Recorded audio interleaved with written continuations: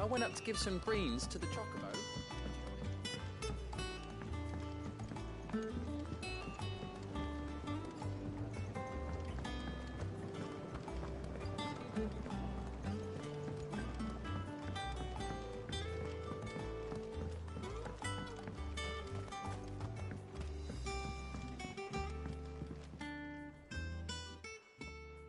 Sid, I know that when we came to the hideaway, we chose to let go of our past in order that we might focus on our future. We did. Nonetheless, I was wondering if... Well, I know you are from Rosaria, and I'm in need of someone with intimate knowledge of those lands. Apparently, the duchy is home to all manner of curative herbs found nowhere else in the realm. Among them is a flower called a morganbeard that increases the potency of lesser medicines. I can't say that I've had much practice healing. My youth was spent in the Bailey. A shame. You see, the hideaway relies heavily upon medicines procured from afar. And when those shipments are late, well, it's our sick who suffer. If we could find this flower and learn to grow it here, we might save many lives. However, as you are well aware, imperial occupation has rendered the roads unsafe for those like me, untrained in the military arts. Now, I'm not asking the busiest man in the hideaway to drop everything and make the journey for me, but if you happen to be in the duchy on other business...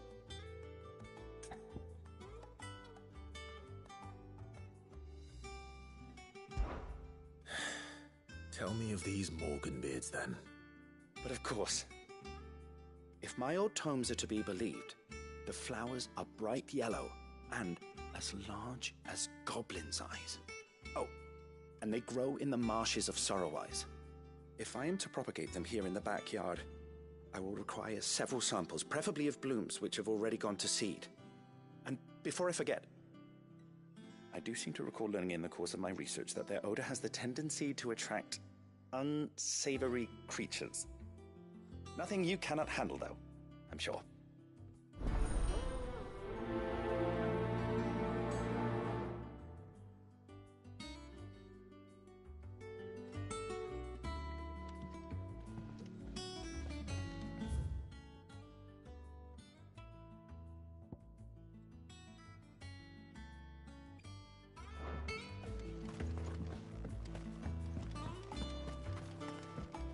Eat up, little ones. Won't be long now, Martel. Sid, I was hoping to speak to you. Is everything all right?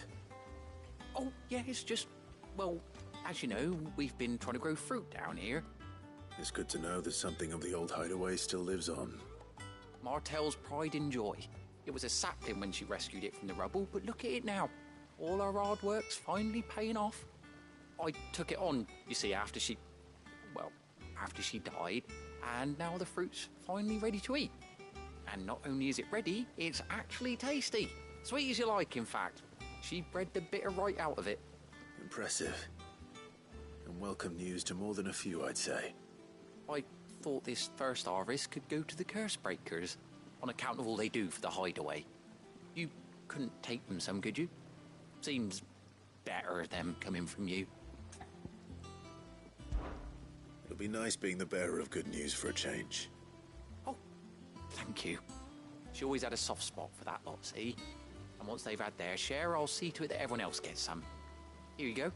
Martel apples, they're called, in honour of her memory. You hear that, Martel?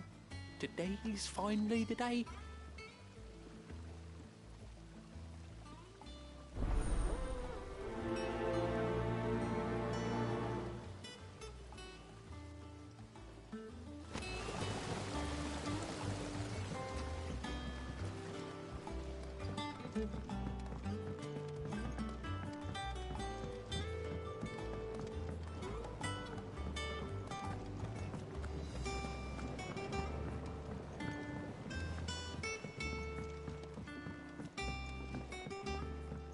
I went up to give some greens to the chocobo.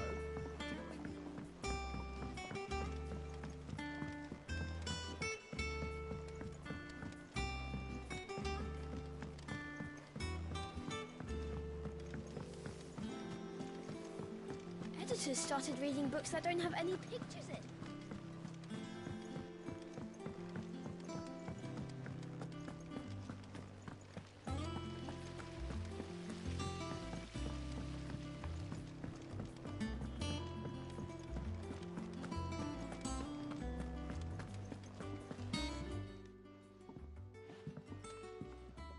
You two look like you could use something to eat. Here. Courtesy of Martel.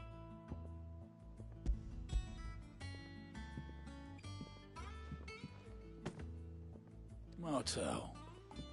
Now, where have I heard that name before? Weren't she the girl from the Furrows? Course she was. An odd sort, that one. Loved plants more than people.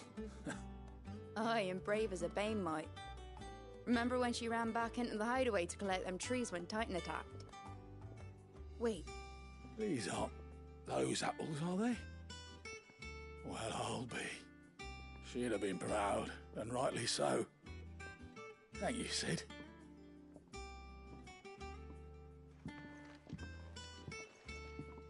Well, no surprises there. It was the same after Drake's Them breath. old apples were enough to curdle your guts. But these beauties are as sweet as you like. I'll have to pay the boys down in the backyard a visit to tell them thanks.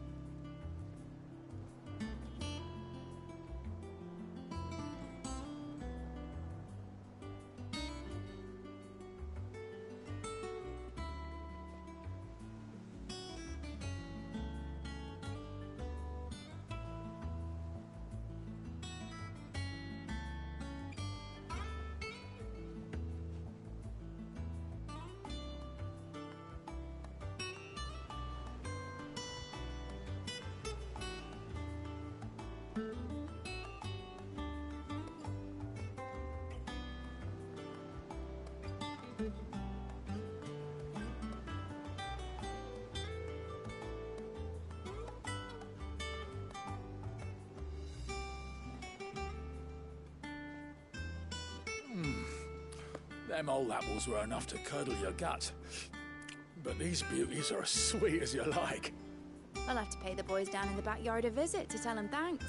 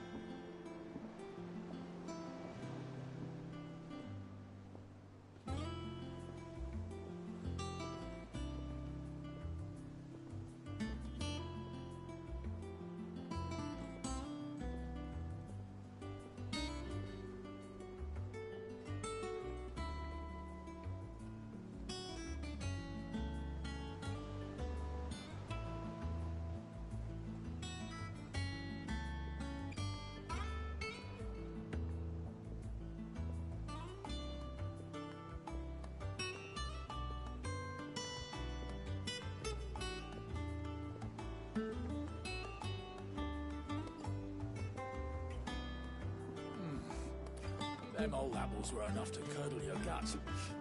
But these beauties are as sweet as you like. I'll have to pay the boys down in the backyard a visit to tell them thanks.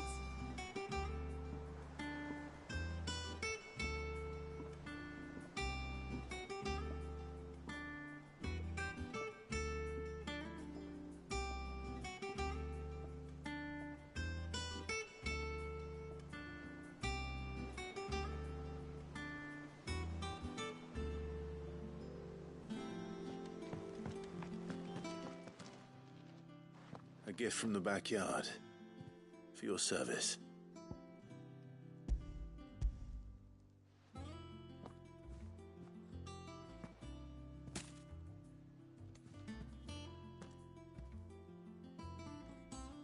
Blimey, these take me back. I haven't seen a hideaway apple since. Old Sid was the only one who could stomach the things. He'd nab 'em right from the branch, make Martel livid. Not that anyone could stay mad at the man for long. That sounds like the Sid I knew, all right. Planning on keeping that lot to yourselves, were you? Hang on. These aren't Martells, are they? I'm glad to see someone carried on what she started. Can't have been easy, not in the Deadlands. Reckon she'd be happy knowing all her hard work didn't go to waste. Clive, tell the lad down in the backyard to run some over for me, will you? Not so much as a thank you. Well, I've got some manners at least. Thanks, Sid. You can leave the basket with me. I'll see that the others get their share. Oh, and give our compliments to the gardener, won't you? That was the last of the apples. I should head to the backyard and pass along everyone's regards.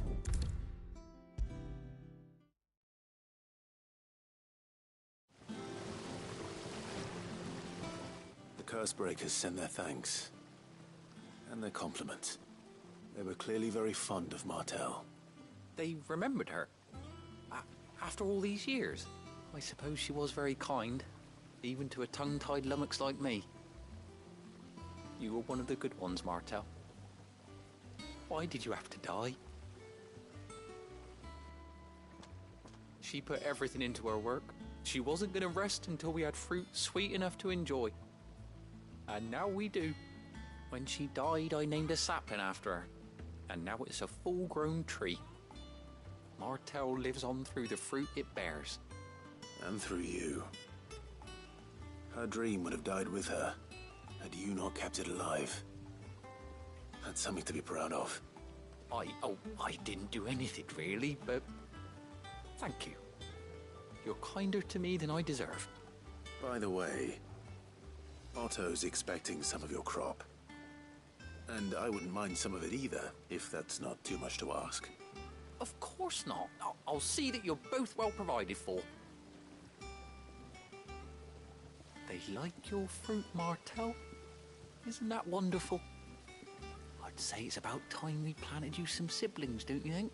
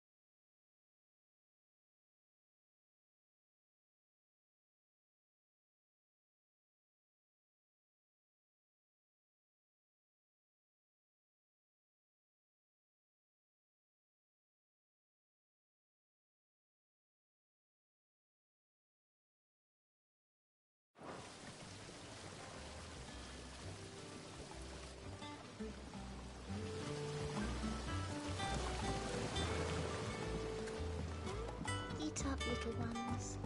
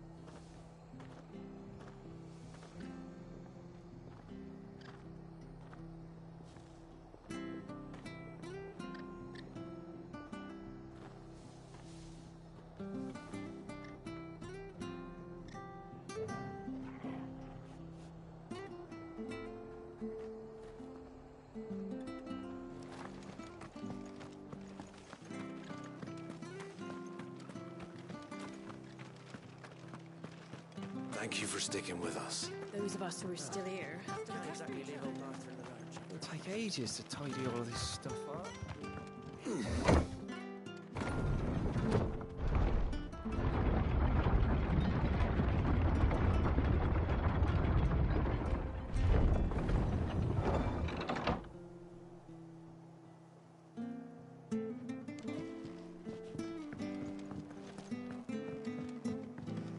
way, Sid. This is no time to ride.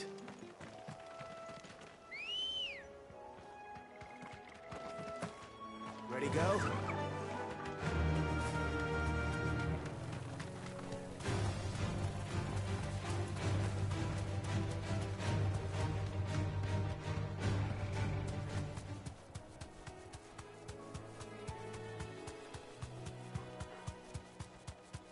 The marshes near the Abbey are certainly damp.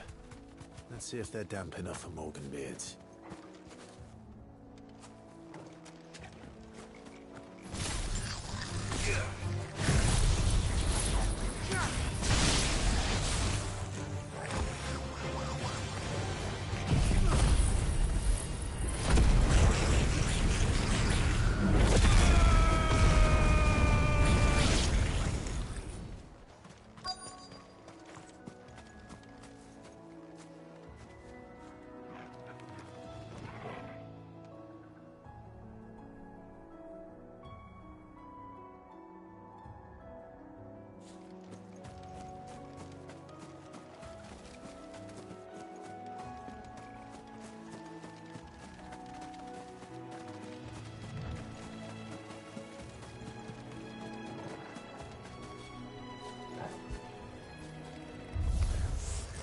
Size of a goblin's eye.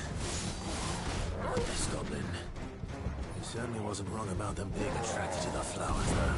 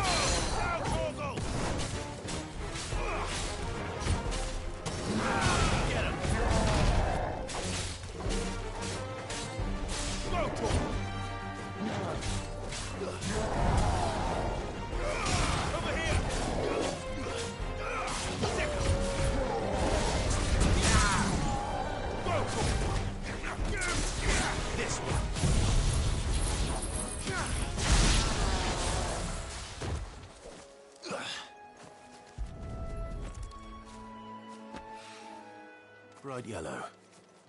These are our Morgan beards, all right. Well, there's something familiar about this scent. It reminds me of home.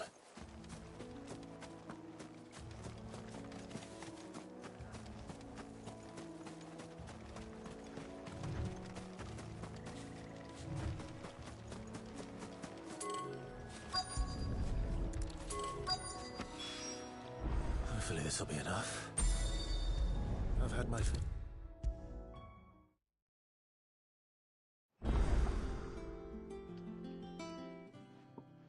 It is rare that we see you so... I found your flowers. Yes. Did you... Finding them, I don't remember... If the petals are meant to improve the effectiveness of medicine, it's possible that the court physicers grew them for the tinctures and treatments they made my brother. If the ducal healers were convinced of their properties, that is all the more reason to begin growing our own supply here. Oh, allow me to use some of the flowers you brought me to make something that... I need only a moment to extract the essence...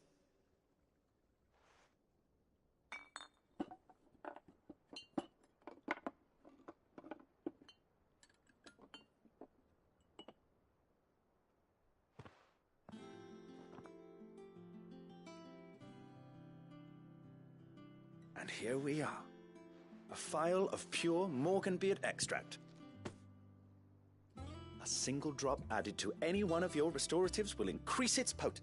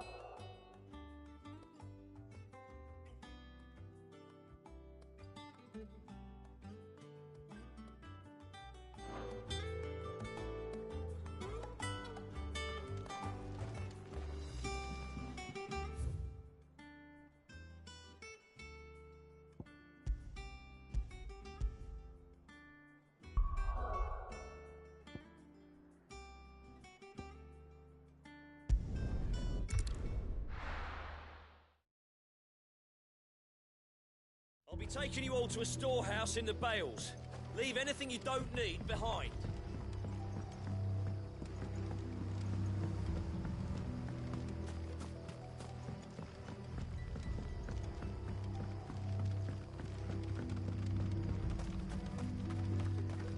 If you're ready, we leave at once.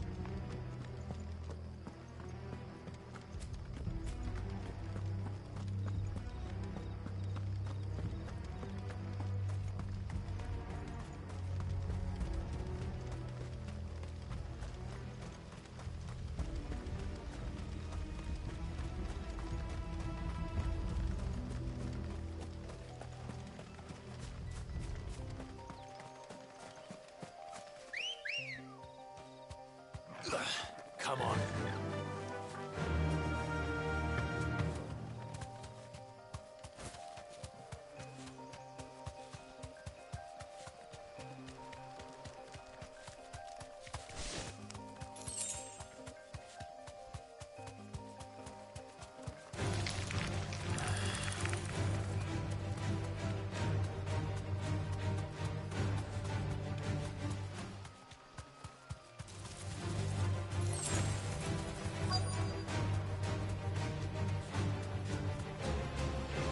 Thanks, girl.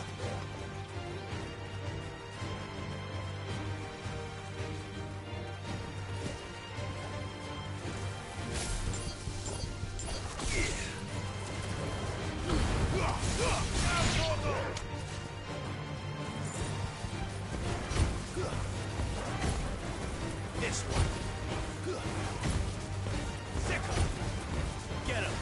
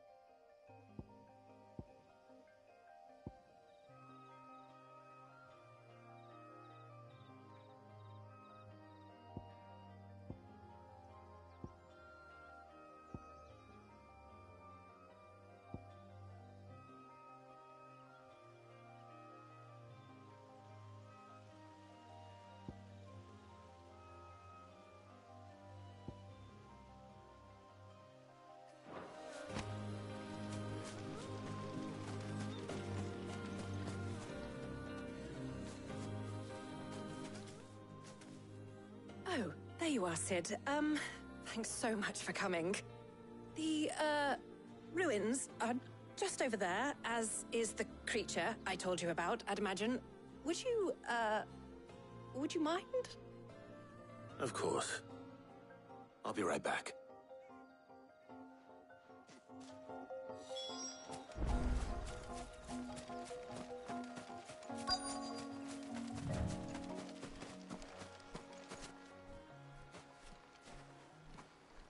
Anybody home?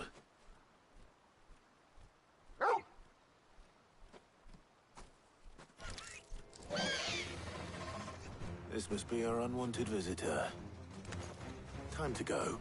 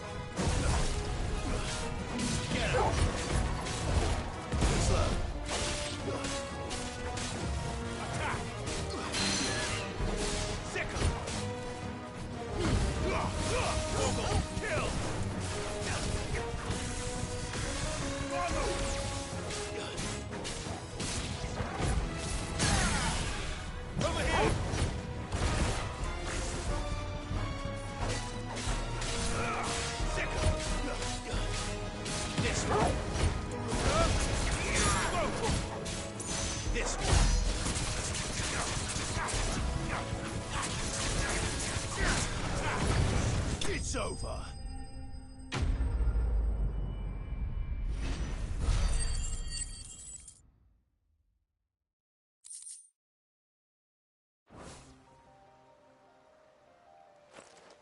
The things I do for you, Mid. Sid! Oh, thank goodness you're safe. You shouldn't have any trouble now. Indeed. Well, don't let us keep you. We'll, see that everything is transported safely back to the hideaway. All right. I'll let Mid know you're on your way.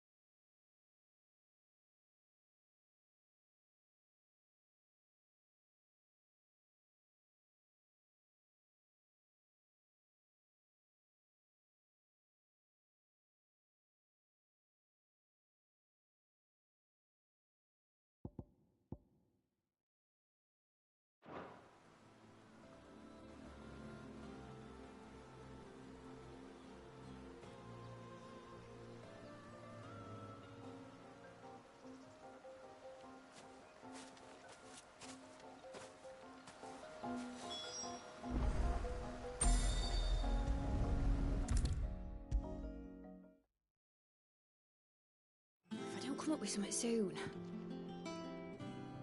Mid. Helena has recovered the material for the helm.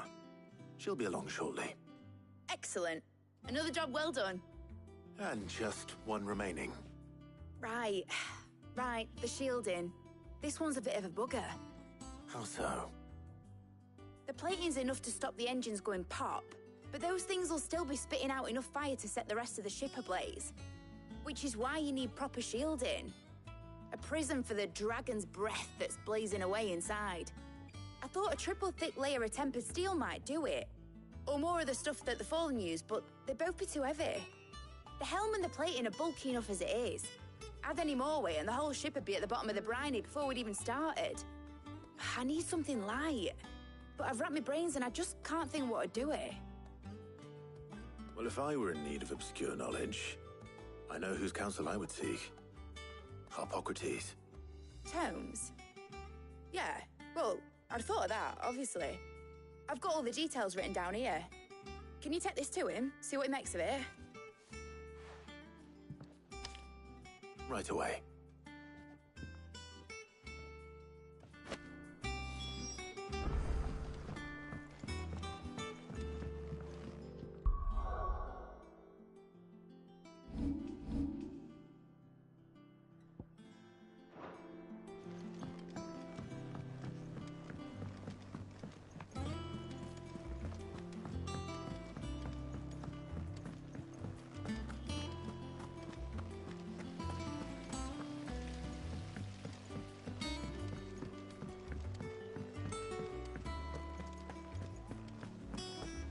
We're seeing troops amassing at every border crossing. Oh, no surprises there. It was the same after Drake's breath. Welcome to the Patron's Whisper. Your benefactors are a generous lot. Here you are.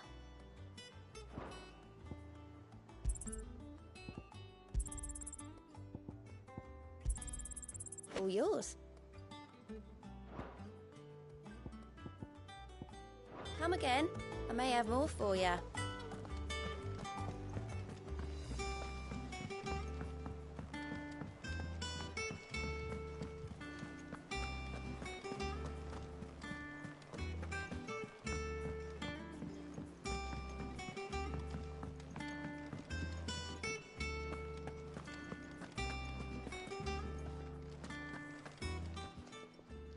And what can I do for you?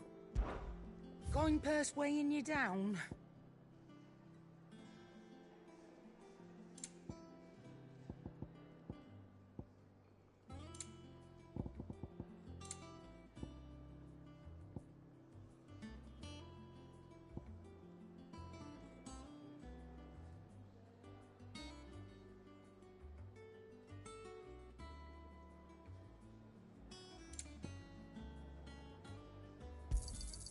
You're rubbing me blind, you know.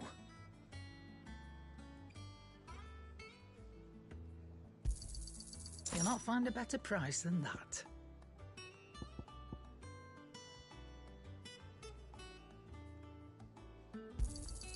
It'd better all be here.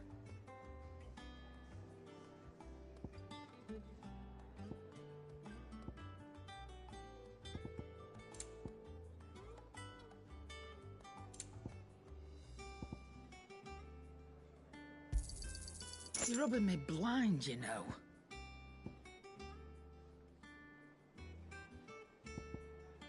And how were you gonna carry all that? Come again. Or don't. I'm not much bothered either way. Back, are ya?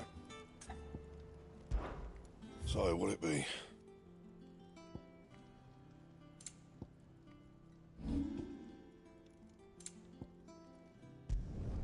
Not my best work, but it'll do. Don't waste my time. You ain't got the stuff. And how am I meant to do that then?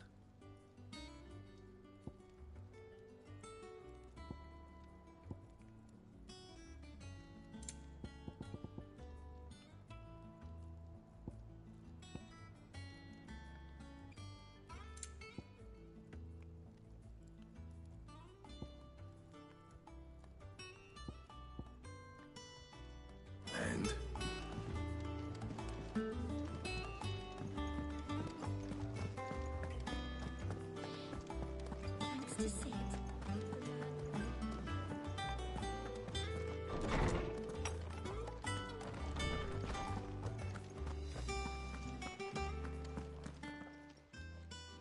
Hippocrates, do you have a moment? For you, Clive, always. Well, actually, it's for mid this time. Could you take a look at this?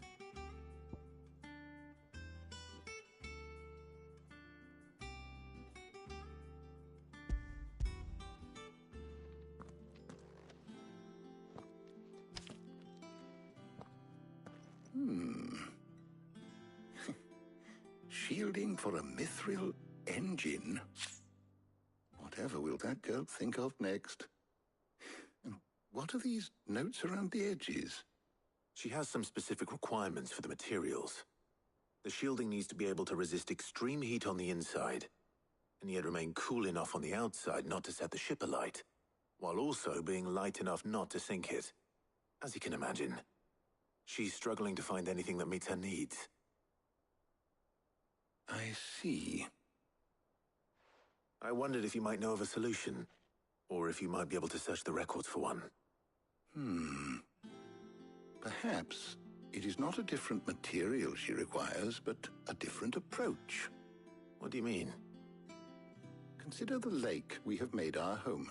Its blighted waters eat away far more quickly than fresh water or even brine, at timber and steel alike. And yet, we have made a home here from those very materials nonetheless. We have. But Bardolph must varnish every board twice over to keep it from rotting. And Obelus complains that without a constant supply of pitch. I see. Early Gregorian histories speak of a preparation known as moon dew. It is said to be able to resist even the most ferocious flames. Before the dragoons tamed the worms and wyverns of the realm, nobles would daub their castle walls with it in order to guard against dragonfire. So if we could recreate it... It might be applied to some material or other in order to provide the protection Mid requires. As to how best to apply it and to what material, perhaps Bardolph and Obelus might be of assistance. I shall speak to them and see what wisdom they might have to offer. If you would be so kind as to procure the necessary ingredients, I shall discuss the specifics of how it might be most effectively put to use with our two friends. The knowledge of the past may yet prove useful to we of the modern era. Thank you, Hippocrates. And since you're asking others to help you, perhaps I should too.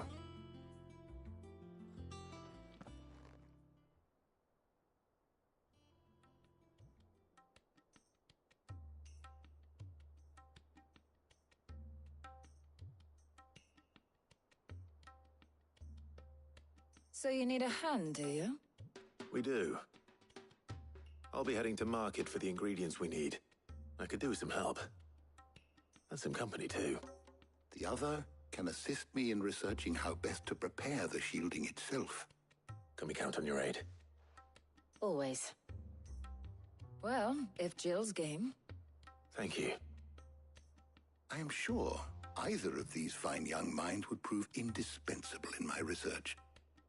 I leave the decision as to who will go with whom in your capable hands, Clive.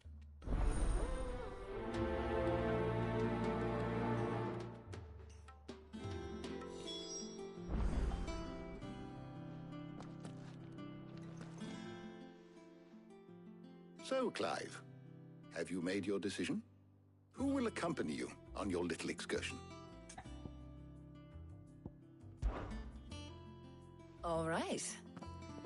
So, what are we fetching? I have taken the liberty of preparing a list. Here. Garlic. Conch shells. Are you sure this is the right list? Looks like the ingredients for someone's supper.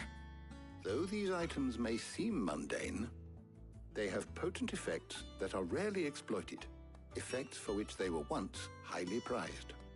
So much so, in fact, that they were harvested almost to extinction, hence moon dews having fallen from favor. Now, of course, they can be obtained with ease. You should be able to find everything you need at the market in Northreach. Well, isn't that convenient? I was hoping to be able to make a trip over that way sometime soon. Need to speak to an old acquaintance. I'll meet you there. All right. Stay safe. See you later, Clive. Good luck with your research.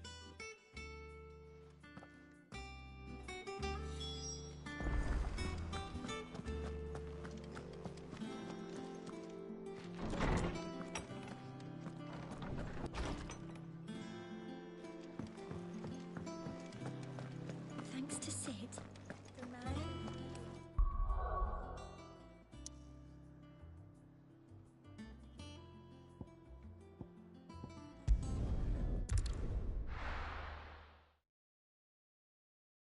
Now, where's Talia?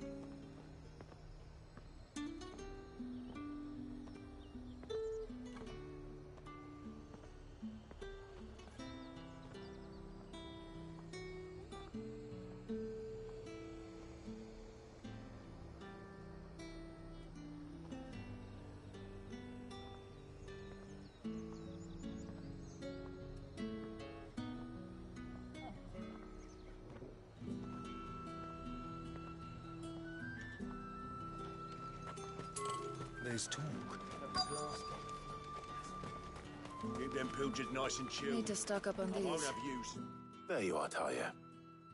Ah, and there you are. We shouldn't have any problems finding what we need in a place like this. But if time is of the essence, perhaps we should split up. Take a few items each. All right. What should I look for? Let's see now. Why don't you take the garlic and the pepio nuts? Meet me by the gate when you've got them.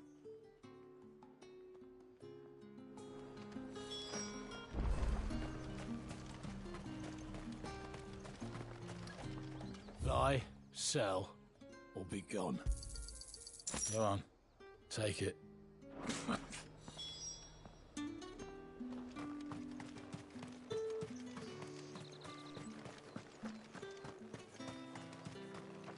What can I interest you in today? Ah, yes. That should do it. Hopefully Talia's finished too. Fresh cuts! Come and get them. Up! You'll not find a bruised pig in it. Well, did you find everything? I did. Here.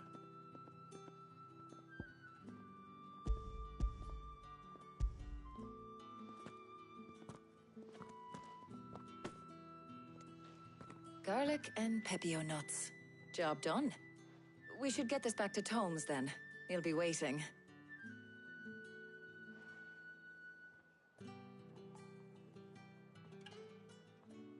But we're not in too much of a rush, are we?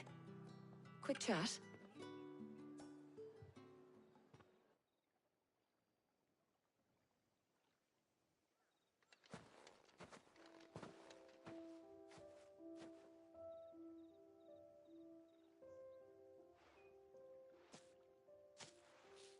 Do you know, I think this is the very first time we've been out on an errand together. I think you might be right. In all the years since you and that scowl of yours first appeared, you haven't invited me out once. For shame. Well, it seemed long overdue. And you did say you had some shopping to do. I was hoping to restock my supplies of herbs and liniment, yes. You and Jill alone burned through them like wildfire. No luck, though. My usual supplier's not here, and I refuse to pay the prices these gougers charge. I'll ask Karen when we get back. What is it? Oh, just memories.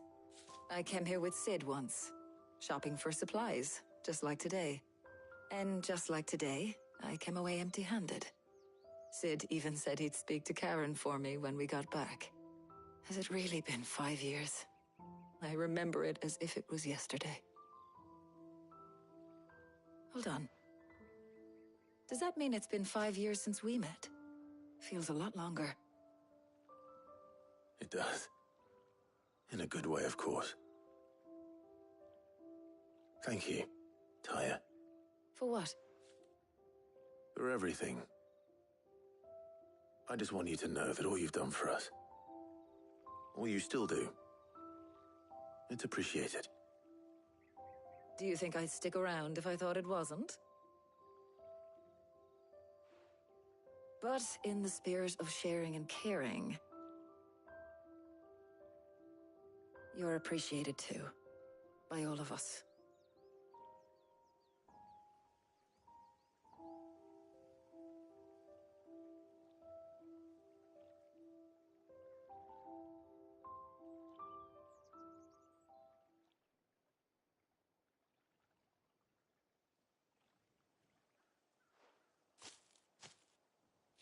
Well, I think we've tarried long enough. I ought to get these ingredients back to Tomes so he can make up this concoction of his. I'll meet you back at the hideaway, all right? All right. And thanks again. I heard you the first time.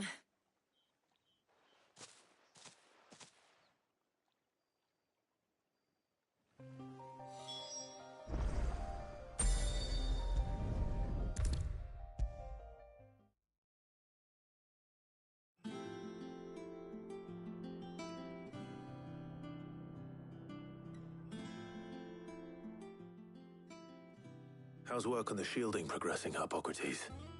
Well, very well indeed. and thanks in no small part to your kind assistance. I was just explaining to Tarja how we might best go about preparing the moon dew. And now that we have all the ingredients, we may begin. You can count on me. I've mixed more than a few mysterious concoctions in my time. I'm sure you have. What about the shielding itself? Work is underway, under the watchful eyes of Bardolph and Obolus. Apparently, it'll be ready soon. Thank you. All of you. Right then. Jill, would you join me in the infirmary? Many hands make light work and all that. Of course.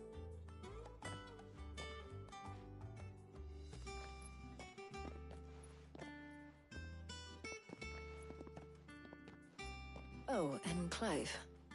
It was good to talk. We should do it again sometime. It appears our work here is almost at an end.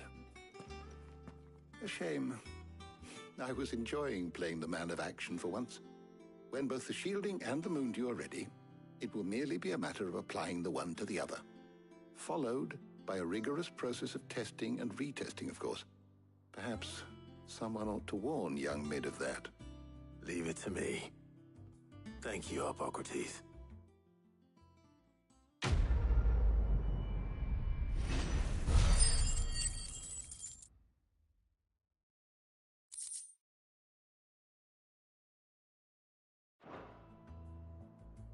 Well, I'd better go and give Mid the good news then.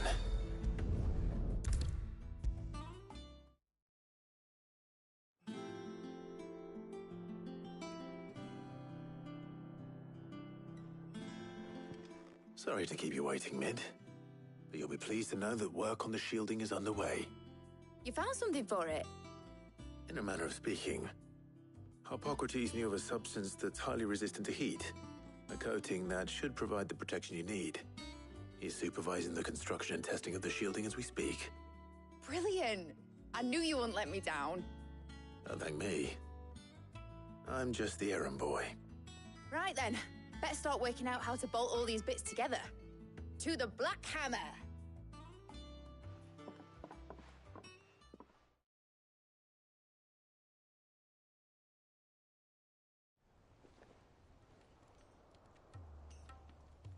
You know, when I got into the smithing game, I thought I'd be making swords and shields, not thermal bleeding didgeridoo-dahs.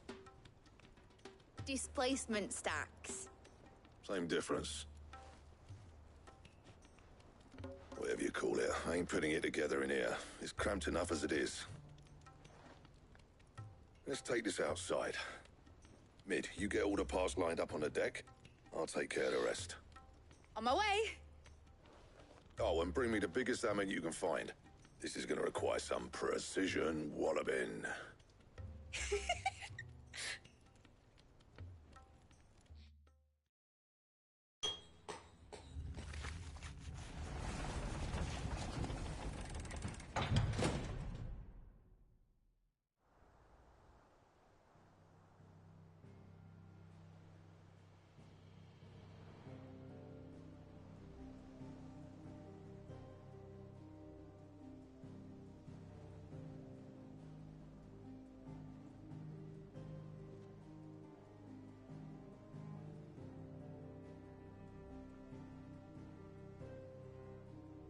It's finished! It's finally finished!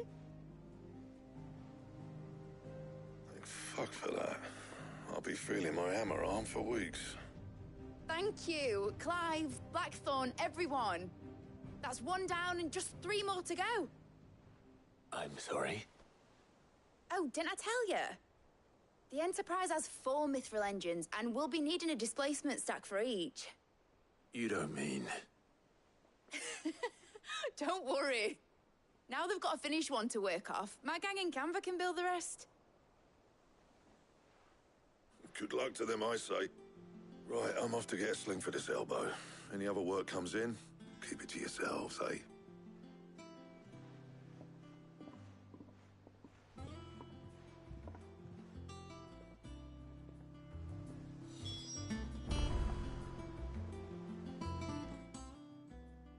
What's the matter? Nothing. Just daydreaming. Thinking about the Enterprise sailing off over the horizon to shores unknown. Searching for a land untouched by the Blight. Just like me and my dad planned.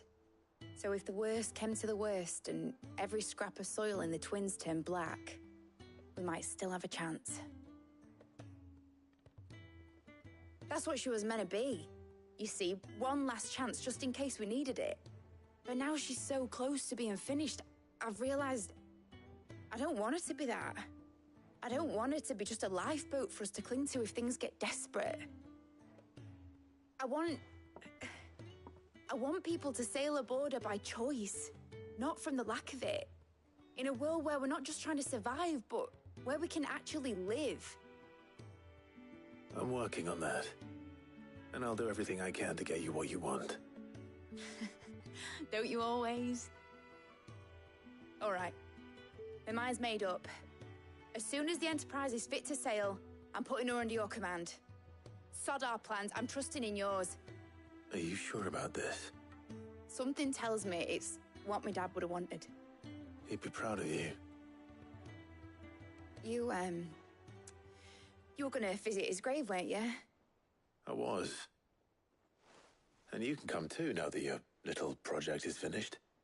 Right. There's just one thing I need to finish up first.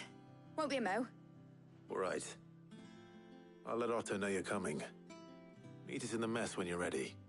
Aye, aye, Captain.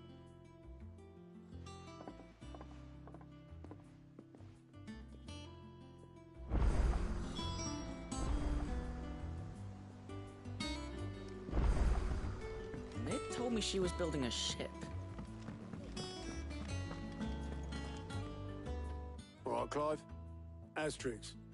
Mid finished sending half the hideaway traipsing across the Twins, has she? I swear, that girl'd do anything to put off visiting her old dad's grave. No excuses now, though, eh? Not quite. She said there was one final thing she had to take care of. I'm sure she'll be finished soon enough. She said that? In those words? She did, yes. Clive? Were you born yesterday or something? There is no thing. She'll probably be halfway to Canva by now. Mid. I might still be able to catch her.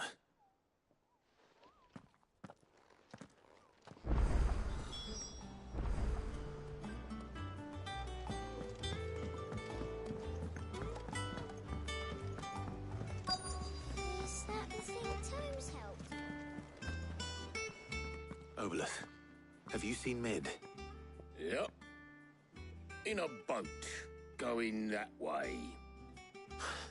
Then I'm too late. Oh, you in a hurry and all, are ya? Oh, I offered to take her across, but she wouldn't wait. Just paid for a dinghy and rowed off. Oars going like the clappers. Got some life in her, ain't she?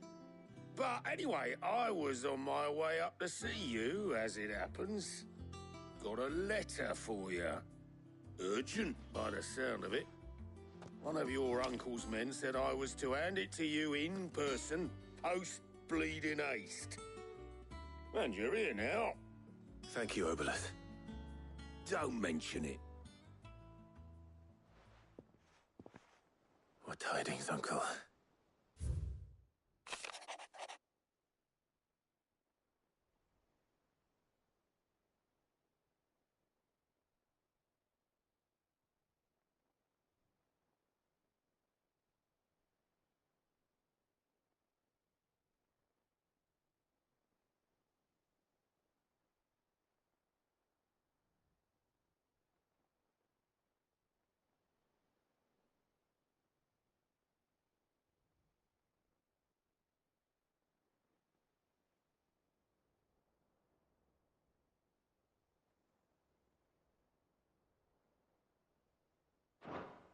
Trouble in Canva.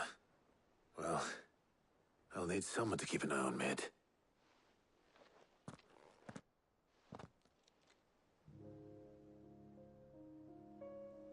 So what?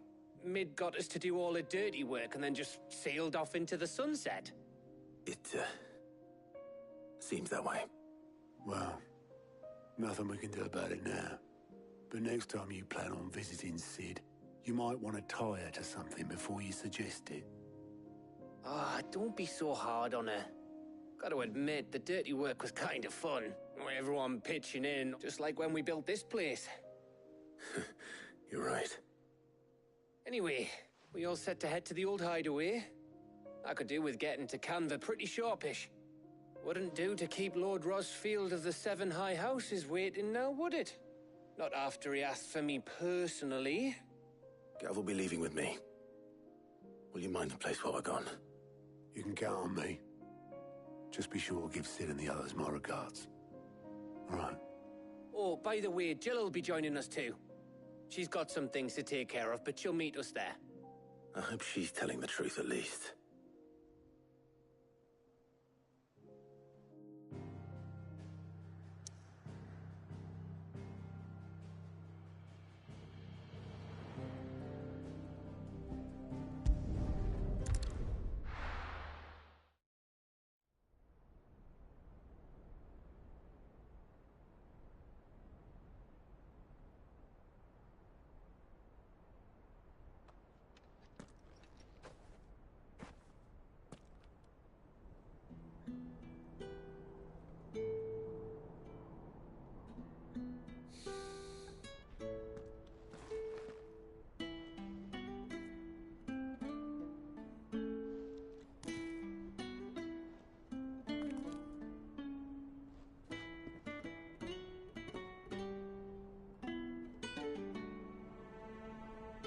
Well, Sid,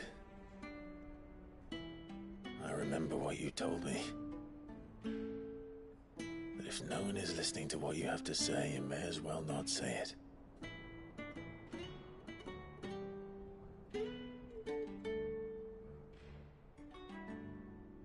But I will say this, old friend.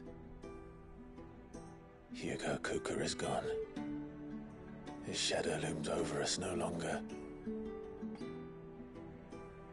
It's a pity the Phoenix can't be in two places at once.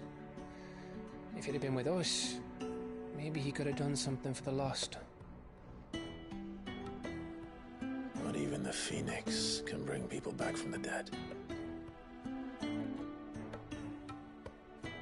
Life has a beginning and an end. So we must live while we have the chance. And not as slaves to the crystals, but as free men. May we join you?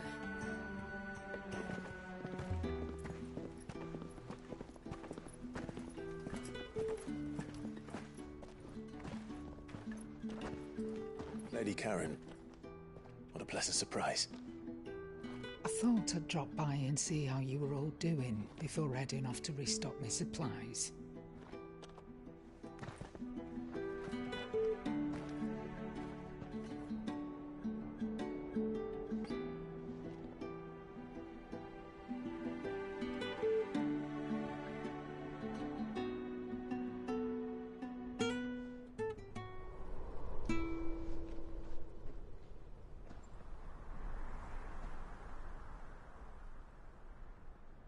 It wasn't the most scenic view back then, but it were never as bad as this. I know. The Blight marches on. And soon, there will be no escaping sights like these.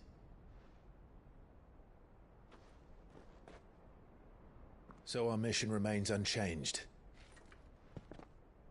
We cannot stop until every Mother Crystal is gone, and their thirst for ether with them. The only one that remains in Storm is Drake's tail in the Crystalline Dominion.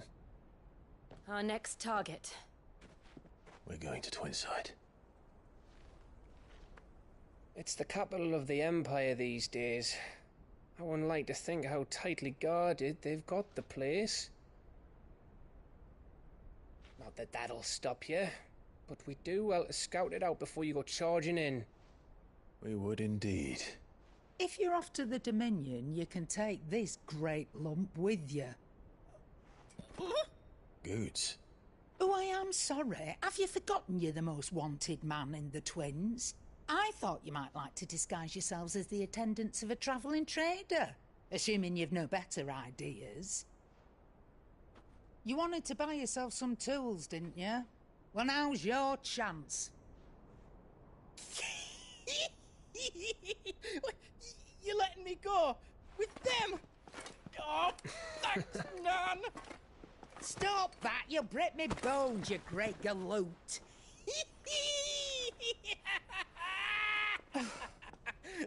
There's a caravan that runs back and forth between the Dominion and the Bocklad markets.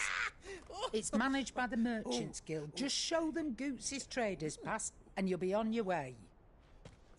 It'll be a damn sight less risky than footing it the length of the Crystal Road. That's for sure. Thank you, Karen. And glad to have you with us, Goots. Okay then. I'll get me things and I'll meet yous there. See yous down in Bocklad. Get off! Me poor fingers! Jill, you're with me.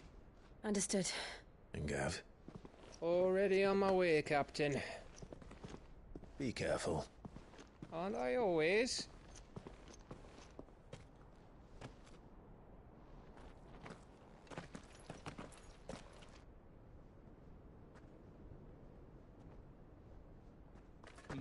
Do you see that, Sid? Your protege's making a proper little outlaw of himself.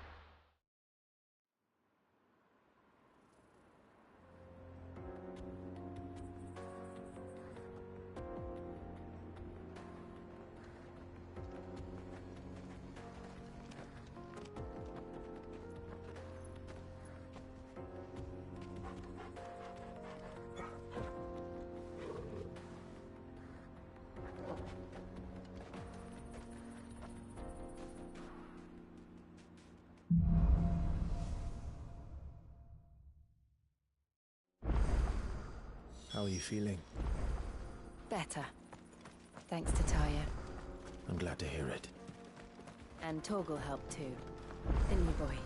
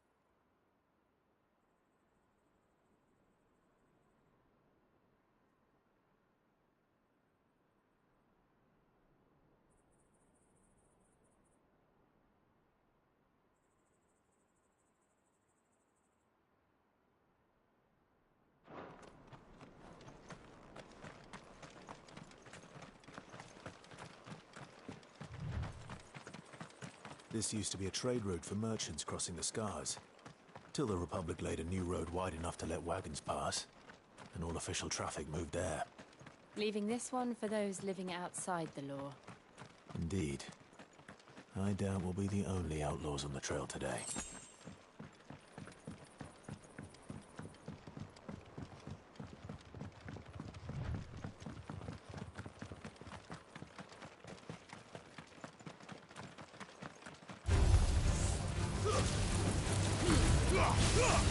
Ogle, kill!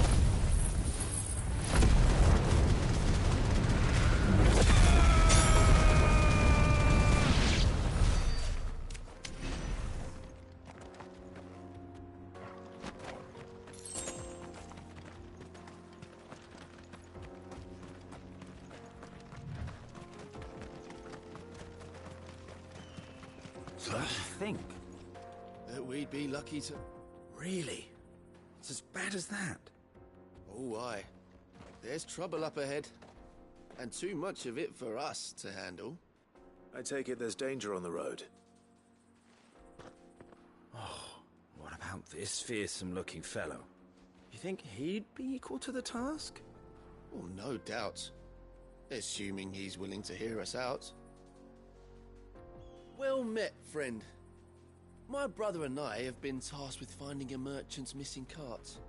You seen it by any chance? How does a merchant misplace his cart? Oh, the man's a coward. When he thought goblins might come a-snarling, he ran, leaving his livelihood abandoned in the pass.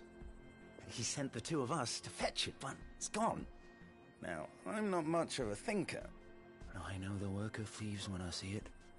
My brother's right on all accounts. And by my estimation, the bastards are lying in wait just down the road. We may have seen our share of action, true, but we've not got the skill in arms to boldly brave an ambush. You, however, have the look of a man who needn't fear a band of backwater ruffians. What do you say? Will you help us out?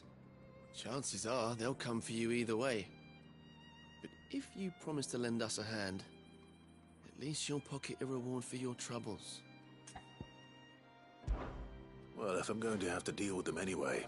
You've clearly got a fine head on those broad shoulders. We're lucky you... Now, hoping to make a heavy purse in Bocklad, I reckon he won't be forking over the rest of our fee if we don't find those goods. All right.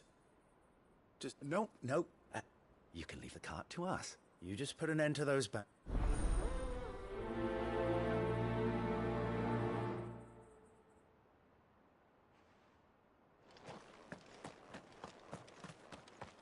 I'm not sure I trust those two.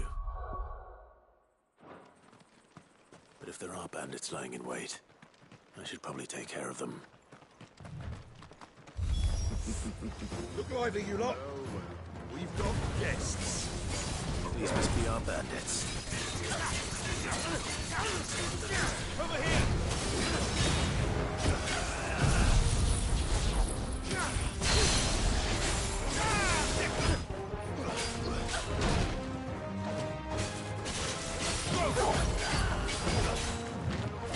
Too slow.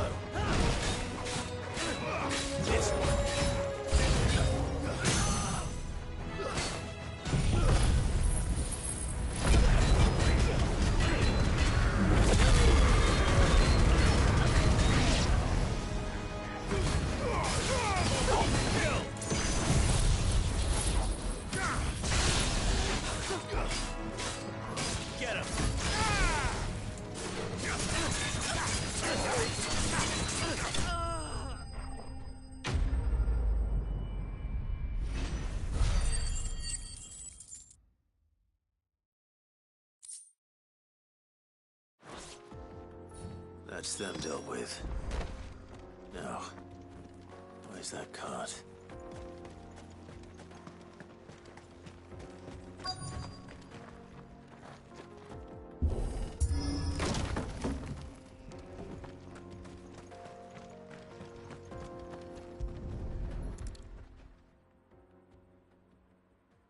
Getting all of this out of here will be a nightmare.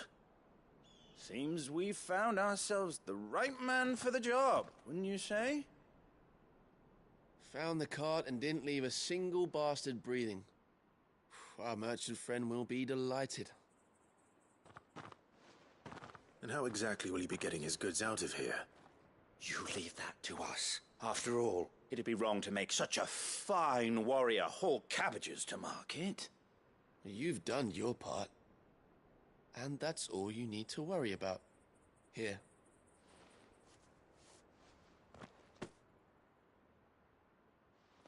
It's been a pleasure. Now piss off. There's no need to be so rude, brother. What if we want his help again next time?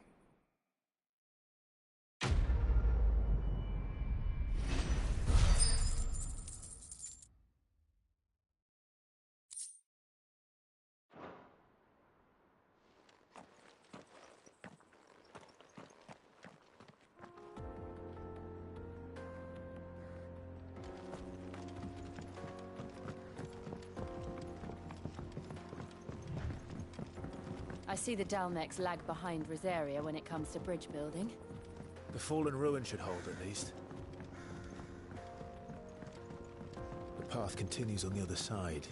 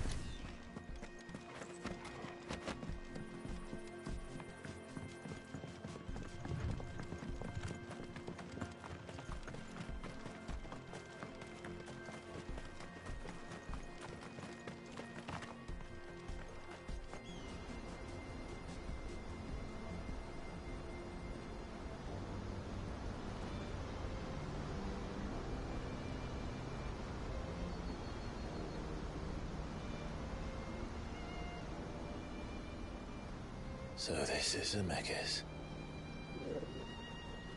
The land of the gods. It's even more impressive than I imagined. I remember being captivated by the story as a child.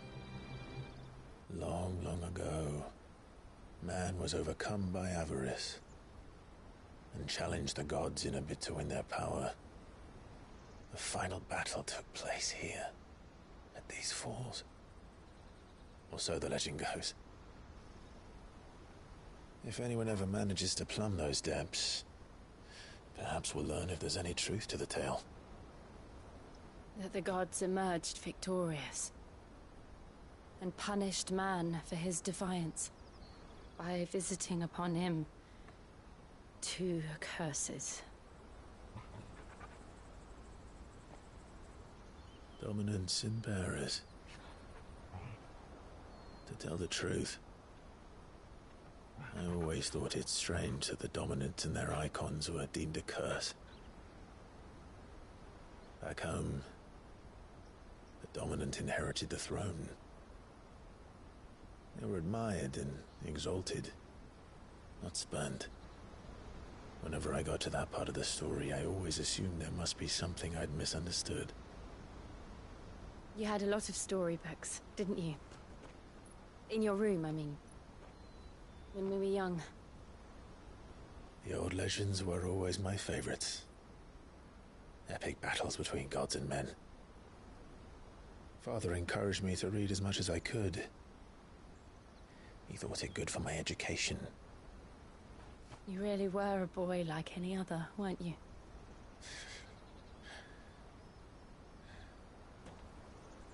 Just look at this place. It's enough to make you believe the legends are true. I know.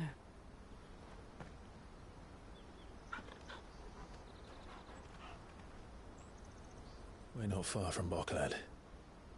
The road will be busier up ahead. Then we'll have to keep our wits about us.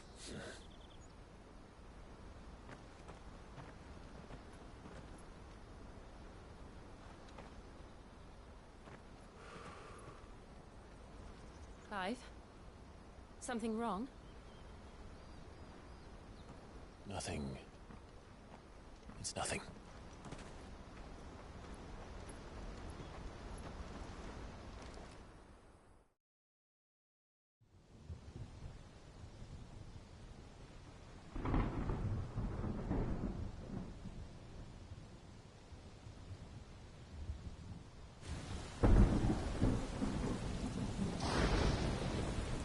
I see the reports are true, Father. You have surrendered the throne to Olivier. I have.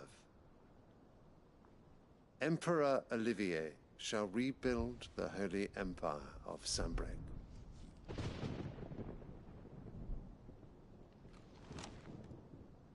How is he to rule an empire? He is but a boy. I shall advise him until he comes of age. Father, please. Or for as long as I am able. The empire we seek to build needs young blood to rule it, and I can think of none better suited to the task.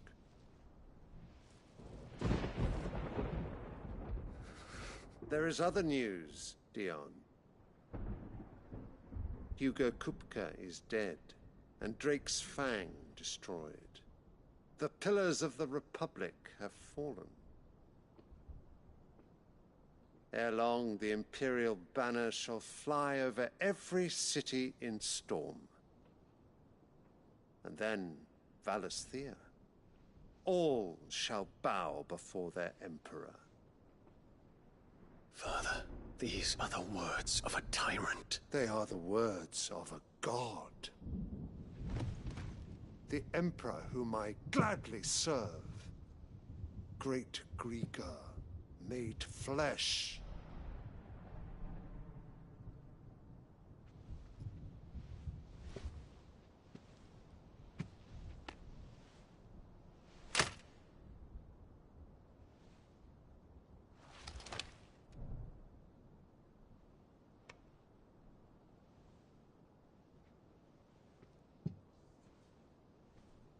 Return to your camp, Dion, and ready your forces. It is time to show the world the true power of Sanbreque.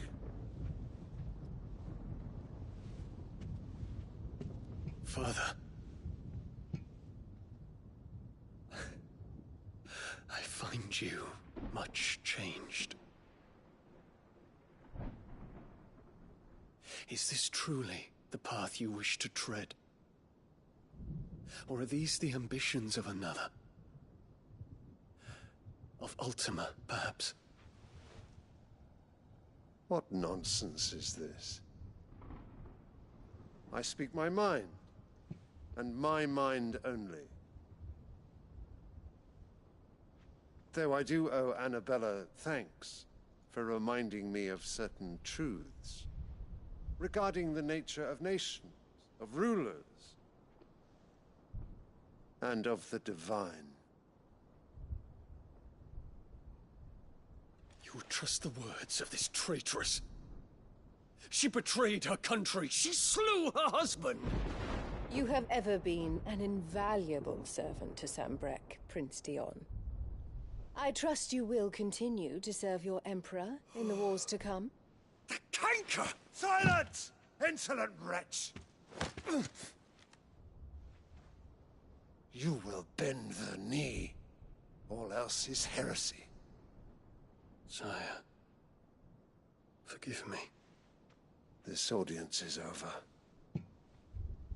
Come, Your Radiance. The Rowena Syndicate awaits your pleasure. Oh, not another meeting with silly old men. They're so boring. I'm hungry, Father. Can't we have luncheon instead?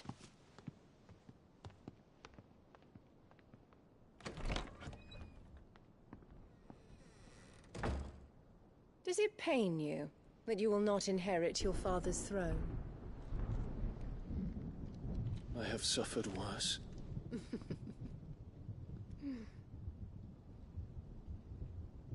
Count your blessings, Dion. For a base-born child to be chosen by Bahamut is miracle enough. You have risen high on his wings, but you shall rise no higher, lest your impure blood stain the throne. What do you know of my blood?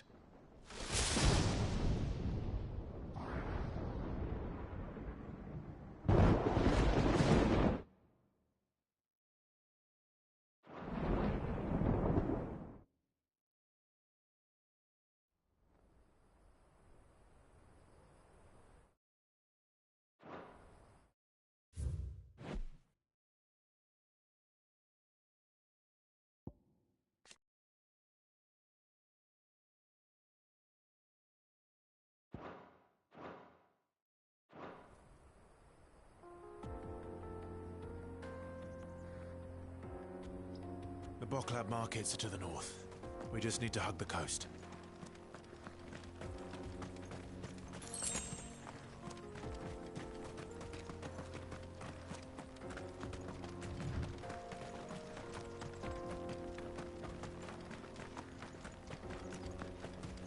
Infiltrating the Dominion won't be easy with the Imperials on high alert. No. His Radiance has lost one capital already. We can be sure Sylvester will do everything in his power to hold on to Twinside. His troops are well trained and increasingly armed. But as long as we can wait for the siege to end.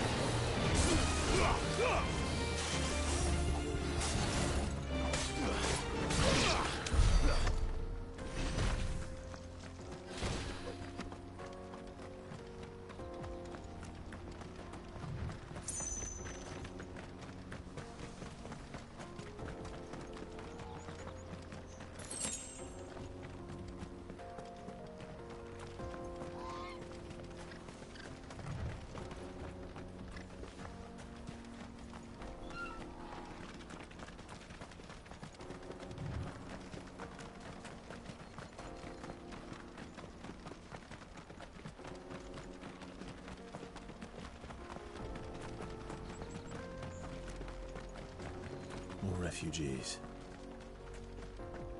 And they're all making for the crystalline dominion.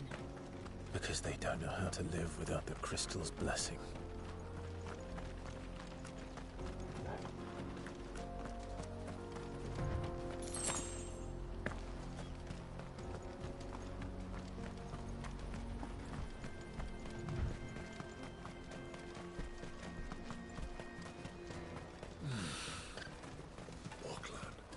There are no crystals here.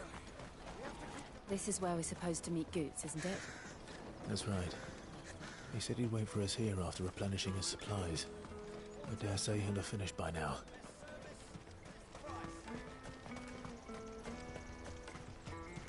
Let me carry your goods. I'm cheap. Peaches and pears.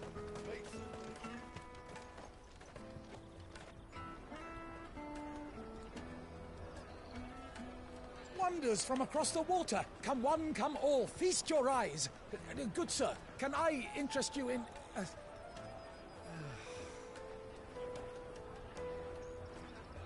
How much? For a measly crust of bread? You won't find any cheaper. Not nowadays. You're more than welcome to look.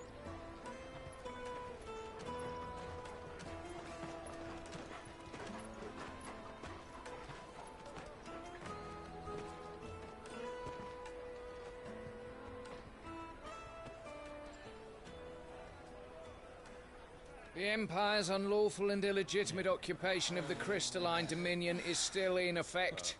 Only those whose business in Twinside has been officially approved by the Republican Army will be permitted to cross the border. All who seek entry are to form a line and ready their documents for inspection. Looks like we aren't the only ones who are eager to leave. And they're checking everyone. Can't you make an Not for the likes of you.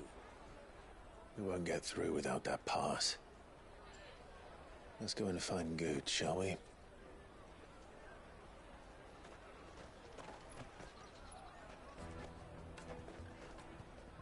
He must be around here somewhere.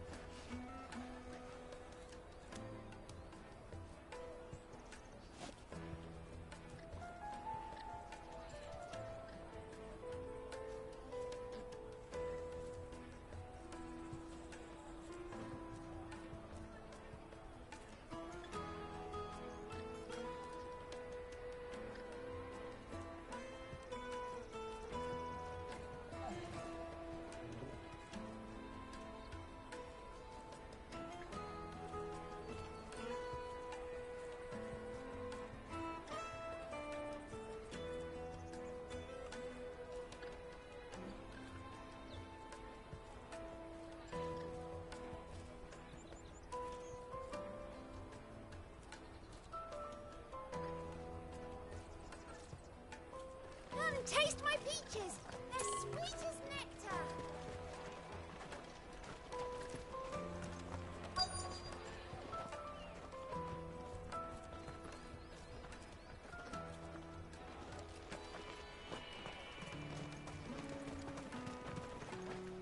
You won't find anything of this quality in Twinside.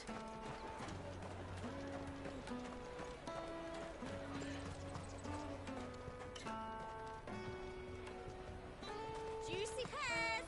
Slake your thirst without a crystal. Ah, Goots. There you are. Clive, I'm so sorry. Don't tell Nan, will you? Slow down, Goots. Just tell us what happened. It's me trader's pass. It's gone. We cannot ride the caravan without it. We won't even be able to get through the flipping checkpoint. Do you remember when you last saw it? It was in my pocket a minute ago. Then a bairn bumped into me and... Yeah. You don't think that they might have nicked it, do you? It wouldn't surprise me. A busy market like this is prime territory for pickpockets. So, to get the pass back, we need to find this child. Where would we even start? I know where! I've got a pal in Bock lad who might be able to help us. No one knows more about what goes on round here than she does. Where do we find her? She's the owner of the Crimson Caravans, up that way. Sign's got a red chocobo on it. No time like the present. You two go on ahead. I'm gonna check the rest of my stuff, make sure naught else is missing. All right. We'll meet you there.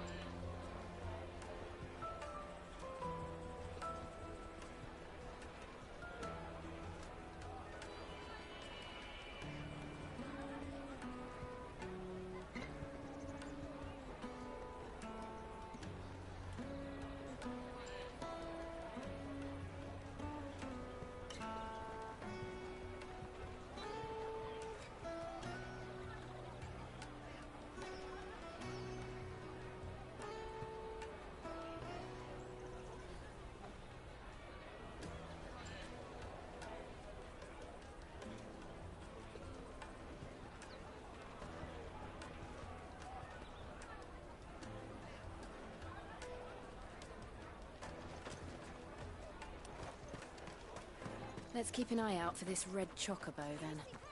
And the other on our purses. Stops next to the checkpoint.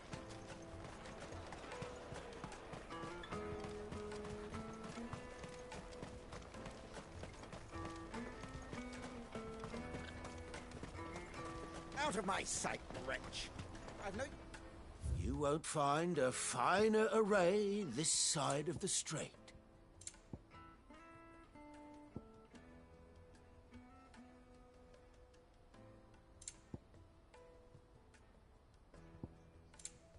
You're welcome anytime.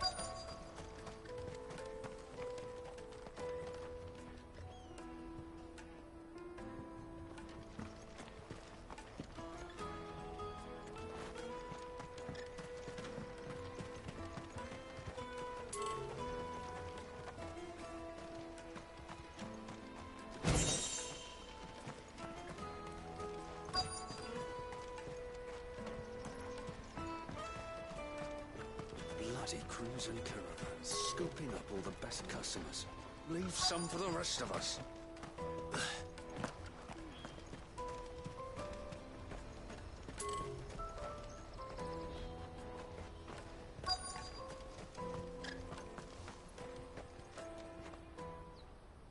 Looking to hire a coach? It's 10 million for a two-birder to the Crystalline Dominion. Take it or leave it. Oh, we're not here for that. Then I bid you good day. Wait! Don't go, El! He's me mate. As I live and breathe. Goots, what are you doing back in Boklad?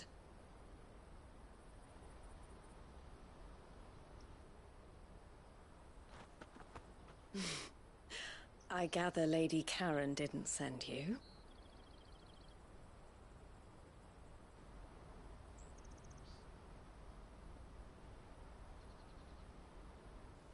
So what trouble have you got yourself into this time? It's me trader's pass. It got stolen. By a little bairn. Of all the... You're the size of a marble. Honestly. Ugh. Goots told us that you know the markets well. Might you have an idea which little bairn could have done this? We don't intend to punish them. We just need our pass back. Then, we can be on our way. I see. So neither of you has a trader's pass either. Not that anyone would take you for traders, but I suppose that's why you came to me, correct? Now, I can't say for sure who took your pass, but I suspect I know why they did it. Let me explain.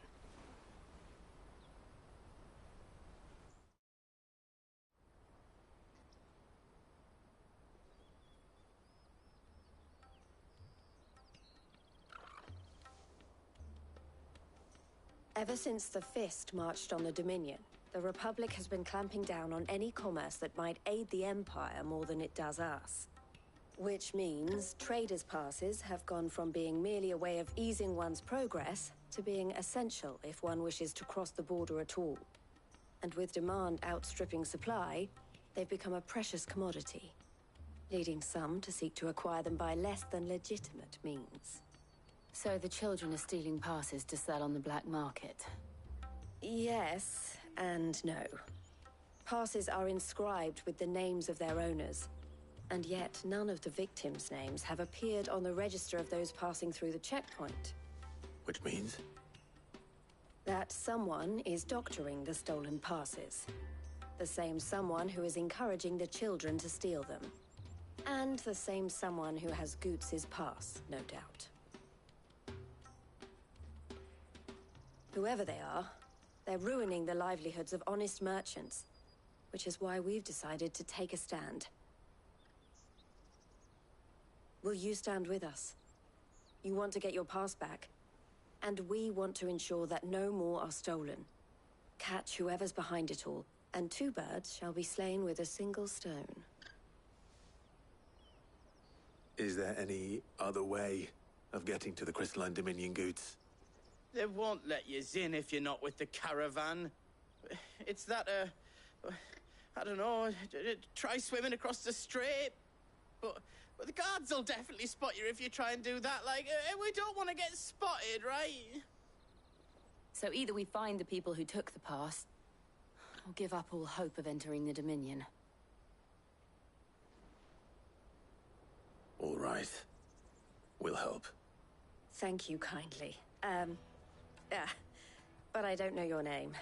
Eloise at your service. Clive. A pleasure doing business with you, Clive.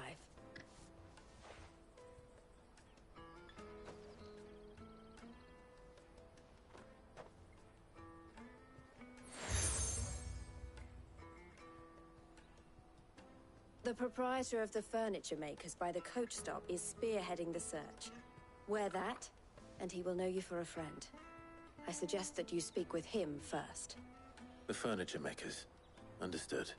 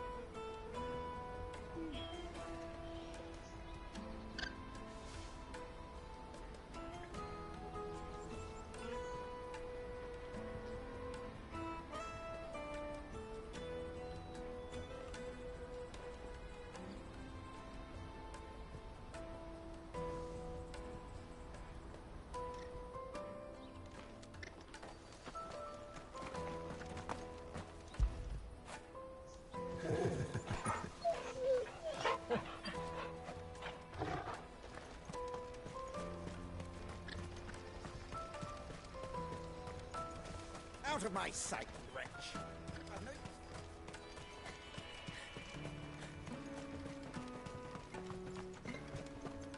Come on, come on! Jug of snake spit for the road? Juicy pears! Slake your thirst without... Are you the furniture maker? Looking for something in particular? Ah, Eloise collared you too, eh? Then I expect you want to know more. She told me you were leading the hunt for the pickpockets. What have you learned? For one, that they're targeting the traders carrying the biggest packs. Harder to watch your back, see? And less chance of the mark giving chase if they're spotted. Not that they'd be likely to catch them. Those imps know every inch of this warren like the backs of their hands. Their eyes must have lit up when they saw Goots. The fishmonger round by the gate's been trying to track down the children involved. You should go and have a word with her. Thank you. We will.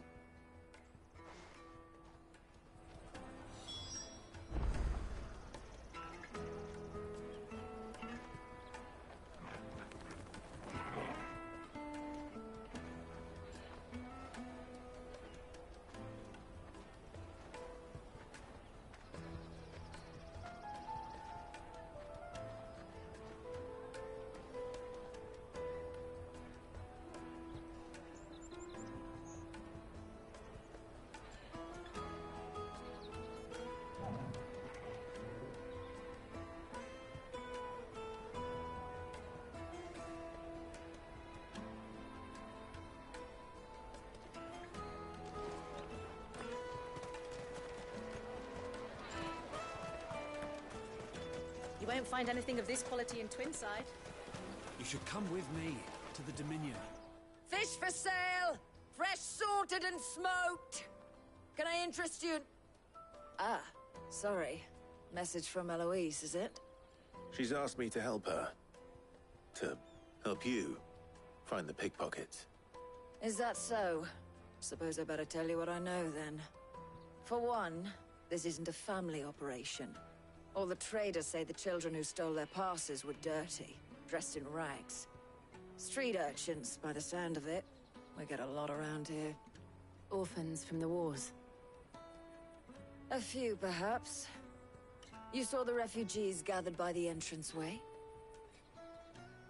They're all looking for a new start in the Dominion and beyond. Some of them take it as an opportunity to rid themselves of unwanted baggage. The shame of it. Whoever's behind this would have to have made themselves known to the children at some point. And so should we. You should start with the children around here, then. I doubt they're the ones involved, but they might have heard something. It's worth a try. All right, then. Questioning children. How hard can that be? You should come with me to the Dominion. Life will be different there.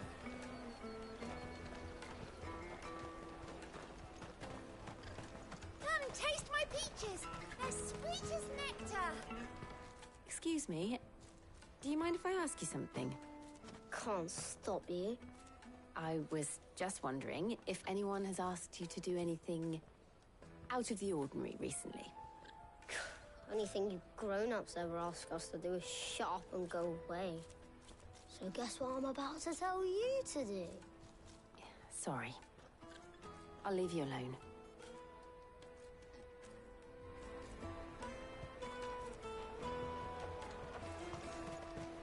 I'll take the large one.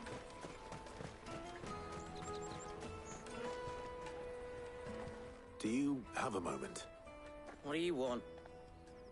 What I want is to know who's asking children like you to pick pockets. I don't know. Nobody's asked me. What's picking pockets? Do you get paid for it? No, you get in trouble for it. So if they come calling, you know what to tell them.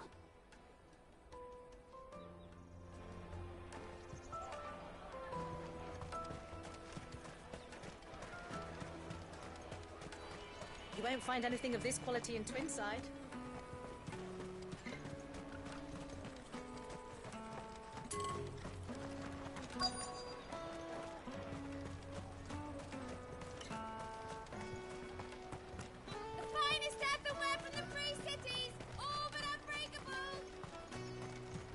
caravan stops next to the checkpoint. Jug of snake spit for the... Excuse me? What do you want? I don't have any money. It's all right. We're not going to hurt you. We just want to talk. What about? We've heard that some very bad people are making children like you steal from travelers. We need to know who's behind it so we can stop them. I don't know much about it, really. But my friend, Honza, he said he got a job doing something dangerous. Sounds promising. We need to find him and ask. Do you know where your friend might be? He's usually by the tents outside town. Thank you. You've been very helpful.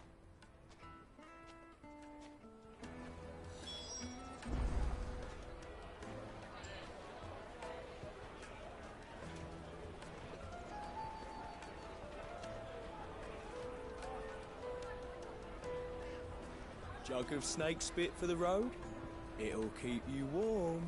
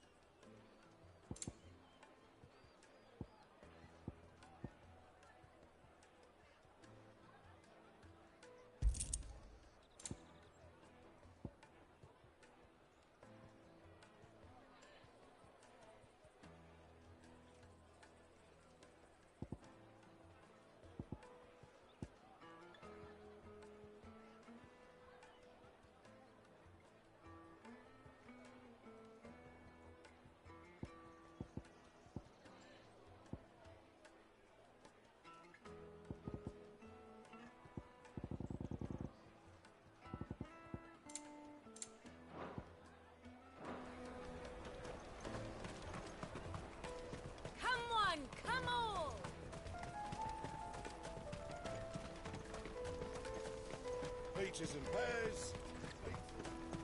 Let me carry your goods. I'm cheap.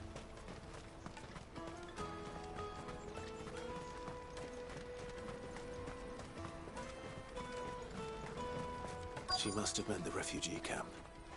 Let's hope he's still nearby. Daddy, I'm hungry.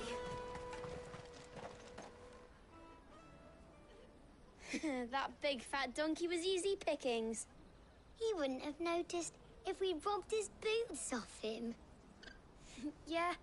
Wish we hadn't handed over the pass, though. Could use one of those things to get out of this dump. Chance would be a fine thing. The moment they found out, they'd string us up by our guts. Would they now? Perhaps you'd like to introduce us to these charming characters. Shit! We're in trouble now! What do we do? You two get caught if you want. I'm off. Hunter, where are you going? So that was Hunter, eh? Jill, you watch these two. I'm going after him. All right.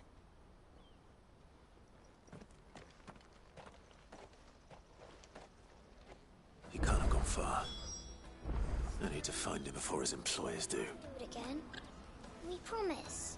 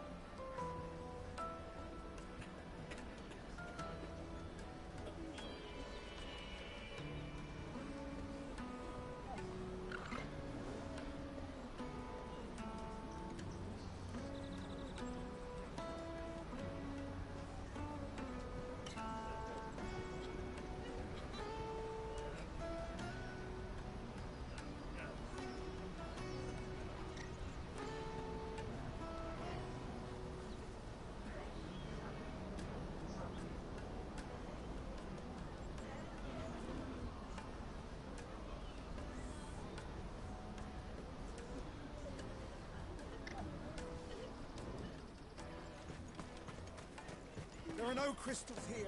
Daddy, I'm hungry. That's that then. Did you see a boy run past? He stole something from a friend of mine. There was a boy ran back there towards the chocobo pen, but... Thank you.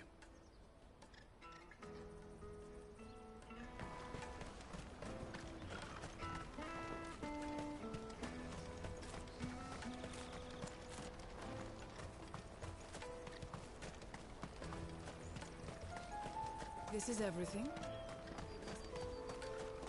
Let me carry your goods. I'm cheap. Peaches and pears.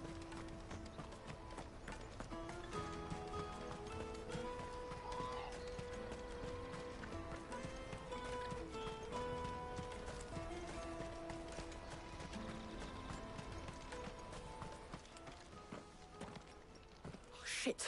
Cornered. It's all right, Hunter. I'm not going to hurt you. I just want to ask you some questions. Fine. Not like I've got a choice. I'm looking for the people who are making you steal for them. Who are they? Called themselves the Carstones. They said they'd give me good gill if I did what they told me. I knew they were bad, but bread doesn't come for free. Didn't come at all half the time, before I started buzzing for them. You know, if I didn't do it, they'd just pick on someone else. Honza. You found him then? Jill. Where are the other two? Eloise is watching over them. She sent Goots and I to look for you. You're... him! I haven't got your pass anymore, if that's what you're after. I gave it to the Carstones. Whatever you do to me, I can't get it back. Not that I go against them anyway. If it weren't for their gill, me and my mates would have starved.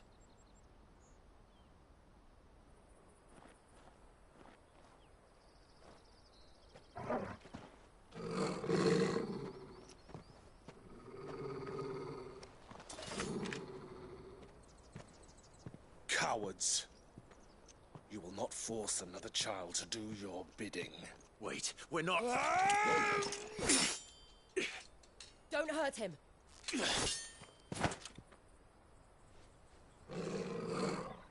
You're making a mistake. We're on the same side. Like hell we are. That brooch. Where did you get it? Master Theo? Goots. What are you doing with these people? Unless you're the ones my sister was talking about. Your sister?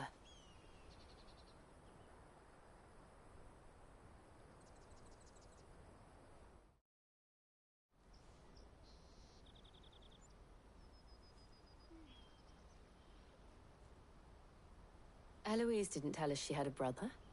And why would she? I'm just her back and a blade. Theodore, at your service. Sorry about before. Theodore, what do you know of the Cast Stones? Vultures who have made Boklad their hunting ground. They prey on the desperate, stealing from those with gill and bullying those without it into joining their flock. I'd been looking into their activities in hope of sparing the refugees any further hardship. But it seems they've already stooped even lower than I'd feared. Hans is a good lad. Don't blame him for what they've made him do. If he and his friends hadn't agreed to work for the Stones, some other poor souls would have. On pain of death, most likely. Clive, was it? And my sisters asked you to help put an end to the pickpocketing. Then we all want the same thing.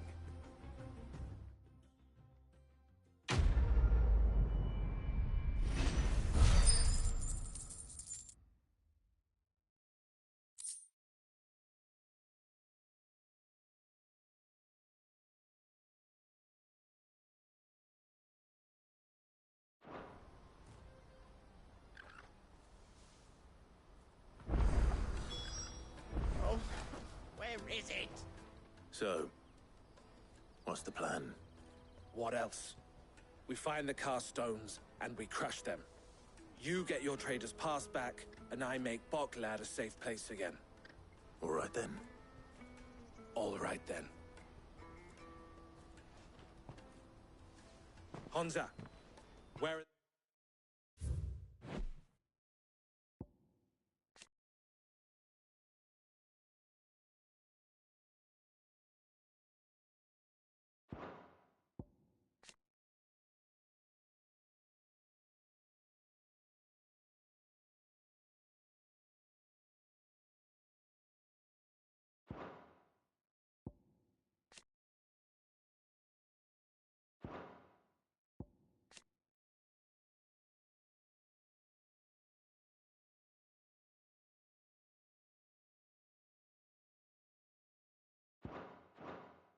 They camped. Couldn't if I wanted to. They always come to town to collect the passes. Meet us outside the gate. I tried following them once, but they spotted me halfway down the trail. Said they'd string me up. We'll try it this time. Which way were they going? Back down the road towards Leighton's Cleft. To Leighton's Cleft, then.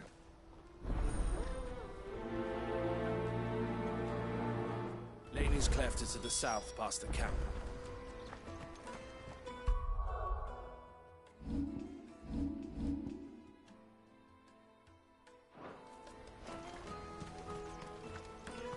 No, you better not have scared any of my birds.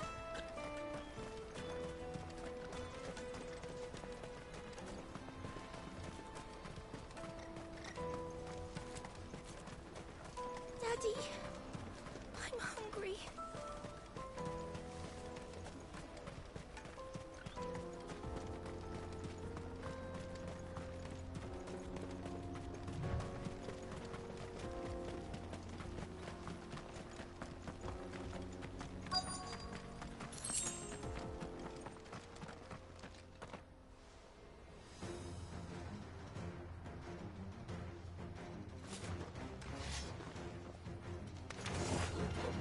That's the one who's been sticking his nose in our business.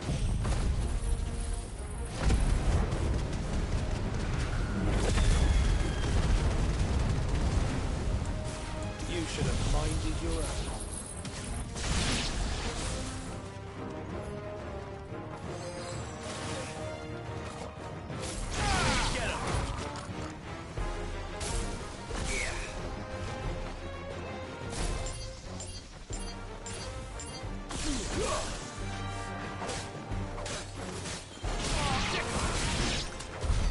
I doubt these were the ringleaders. But at least we know we're on the right track.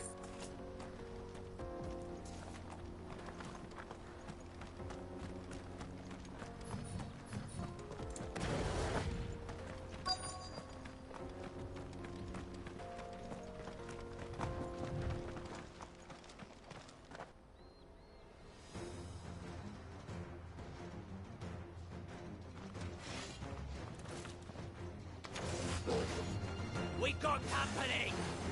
That's the lot. Get your guard down. All yours, get up!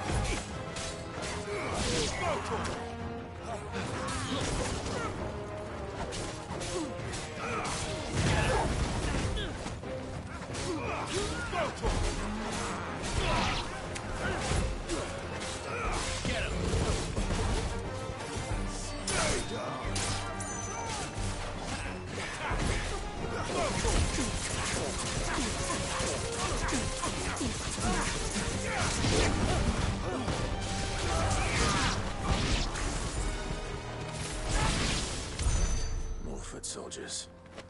Fewer now.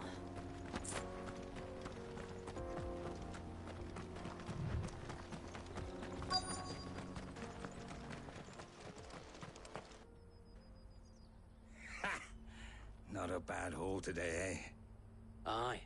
Some of our new recruits are natural-born ne'er-do-wells. Especially the little ones. It will be a shame when... Scum. The leaders of the cast stones, I take it. They don't deserve any mercy, Clive. I wasn't planning on showing them any. We're ready when you are, Theodore. Oh, I'm ready.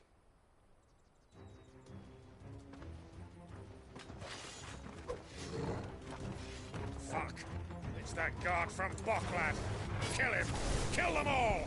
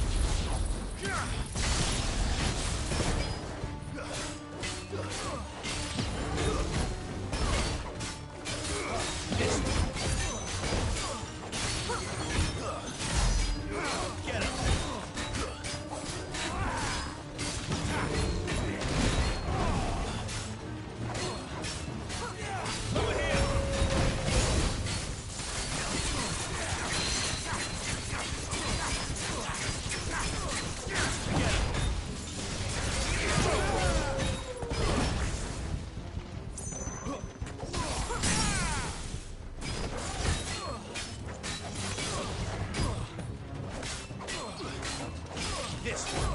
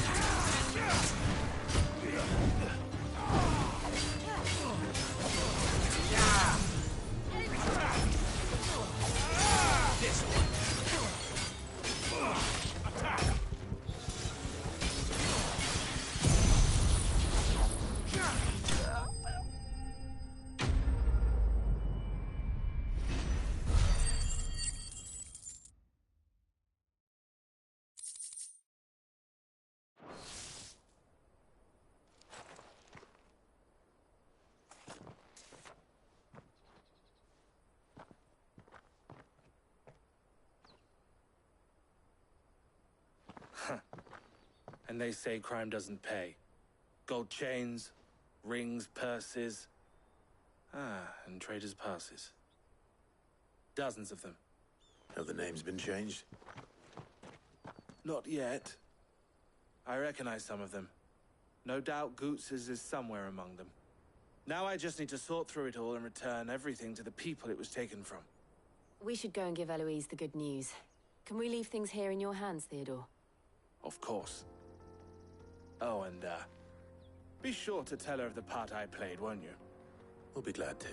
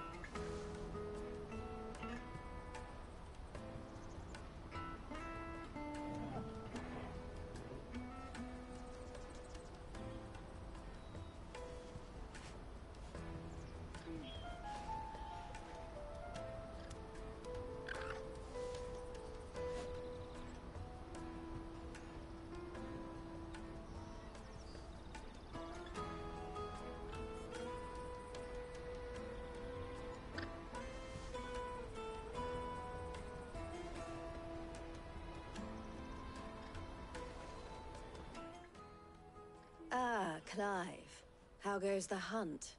My brother isn't getting in your way, I trust? Quite the opposite.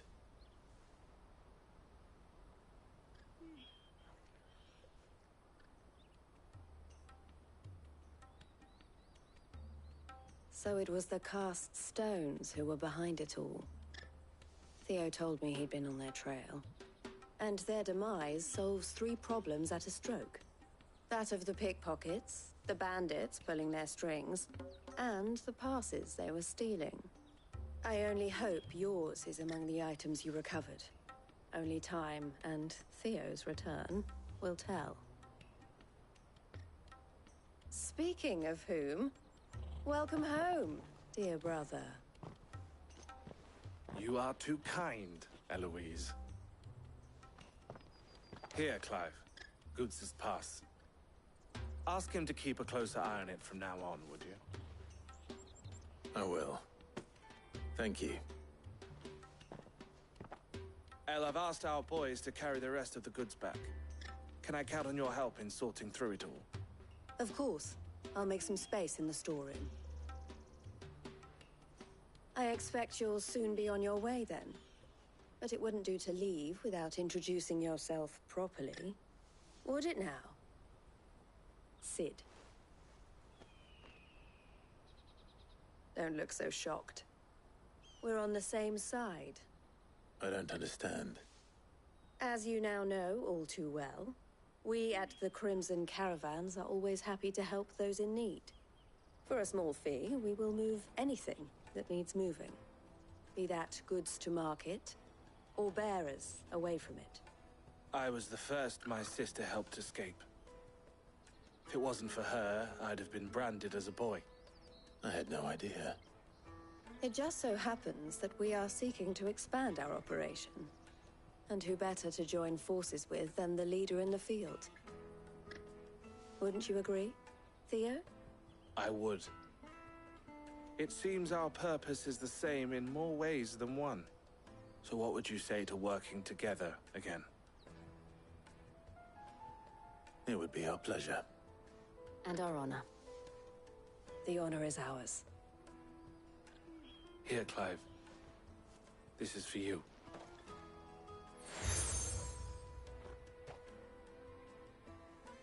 What is it? El has friends in high places, while I have associates in, lower ones. That mark is proof that you're a friend to us both.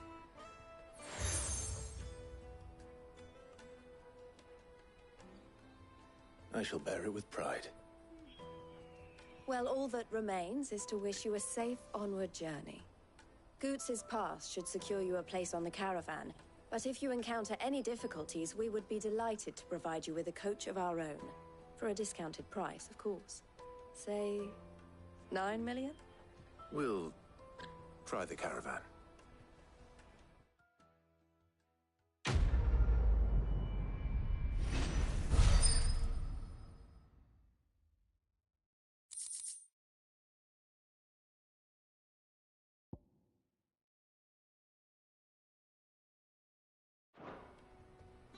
Right then. Let's get this back to Goots. And then it's on to the Dominion. Out of my sight, wretch!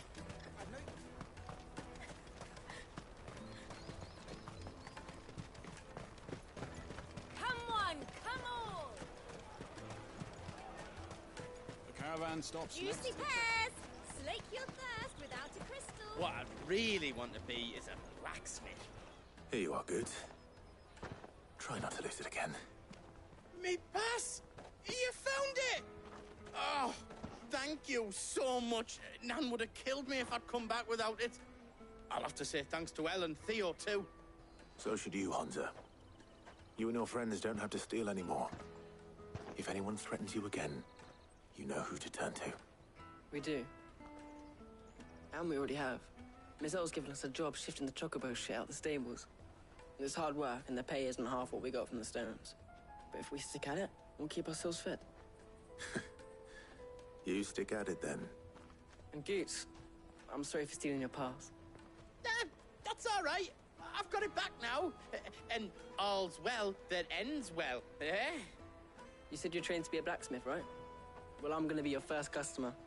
I'm gonna save up all my gil and get you to make me a massive sword. I'll do me best. Till then, eh?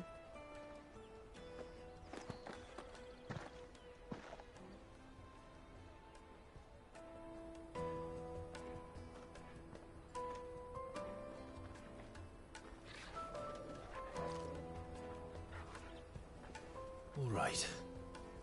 We have a place on the wagon.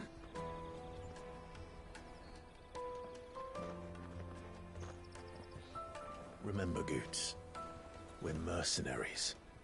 You hired us to protect you. Mercenaries. And you remember the plan? You're to ride all the way to Twinside. Jill and I will go with you as far as the outskirts, then find our own way in. I'll buy that stuff I need. Right. And we'll scout out the Imperial's defenses. There's a square with a big bell tower right in the middle of town. If you get lost, or out goes wrong, we can meet up there. All right. Let's go.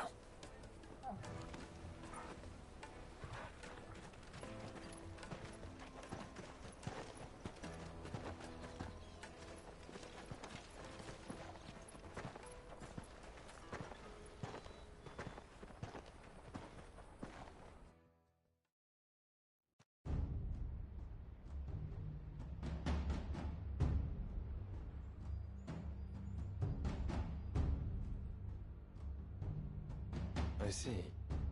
And you're quite certain your father has no knowledge of Ultima? I am. I have no difficulty believing a sinister force has come to exert an influence on Sanbreque.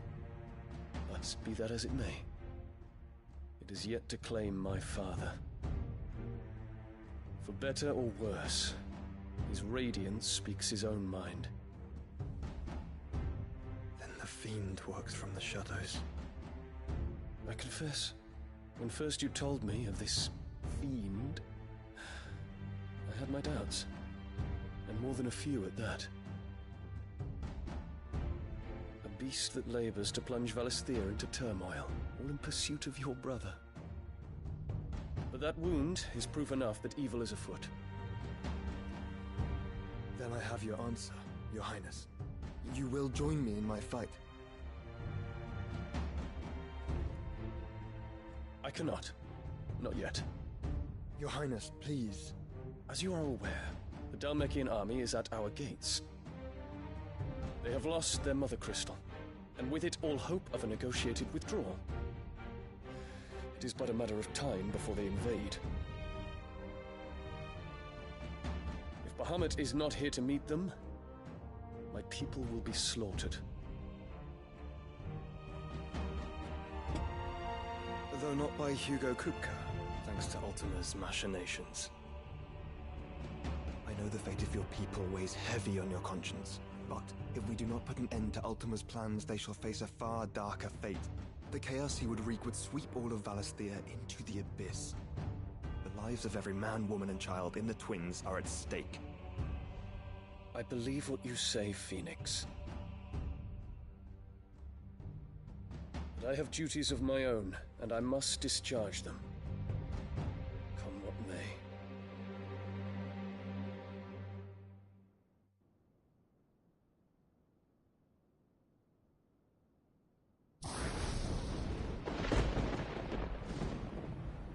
What do you know of my blood?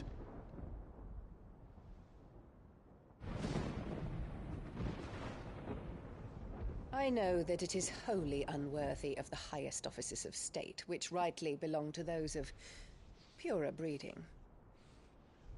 Alas. Your bloodline runs through the Oriflamme gutter, from a whore who weighed her child's worth in gil. Have you threatened my father? Of course not. I merely whispered in his ear that his mongrel son is plotting a rebellion. What? Sylvester listens to the words of his astrologers. And they have ears too. You have been feeding them your lies! Should you remain loyal to Emperor Olivier, his radiance may yet crown your head with laurel, and not with tar. Fork-tongued witch!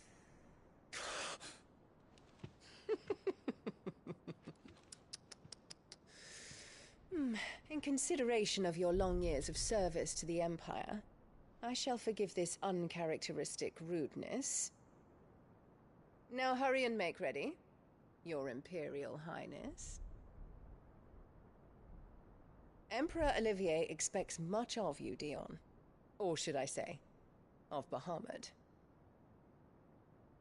May your fire reduce his enemies to ash,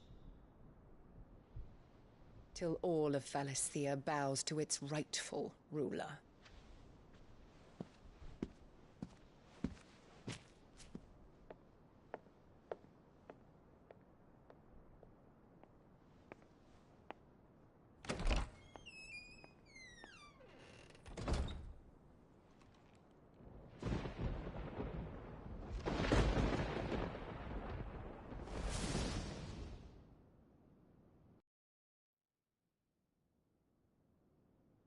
There is another darkness that has taken hold of Sanbreque. And until its grip is released, the flames of war shall spread ever wider, just as Ultima wishes. Forgive me. My family has caused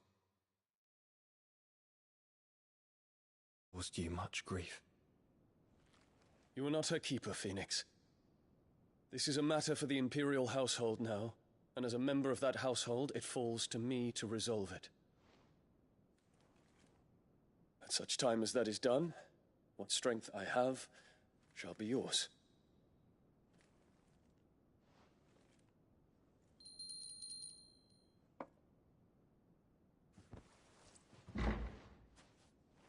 Thank you, Your Highness.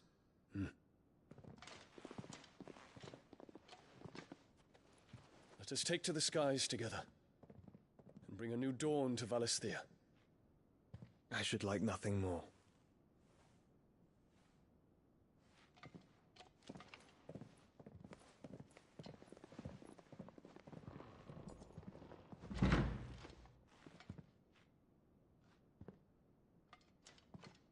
Terence. My prince. Tell me true. Do you believe what I'm about to do is wrong? We dragoons have but one leader, Your Highness. And we shall follow him unto the very end. Thank you. And this is my decree. For their crimes against the crown, the traitorous Annabella and her usurping son shall be put to death, and the Empire restored.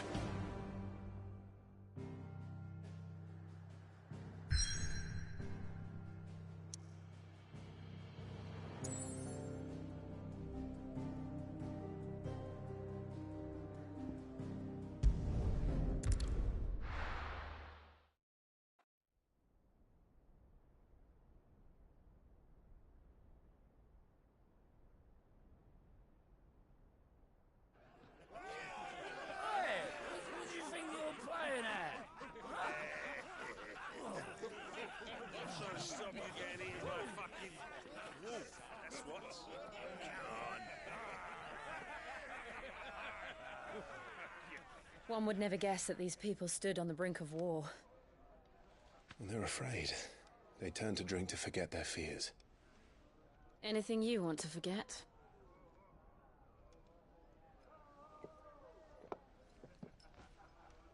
The harbor is empty, and half the market stalls too. The city may seem peaceful on the surface, but it's balanced on a knife edge.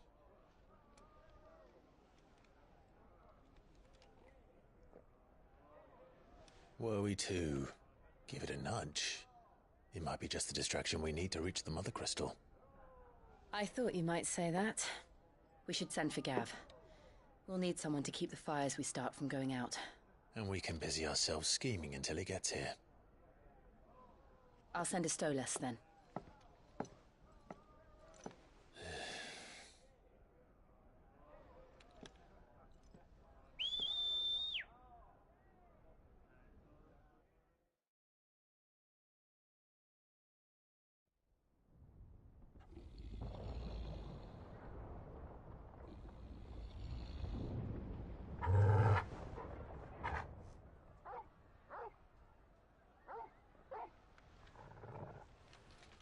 What is it, boy?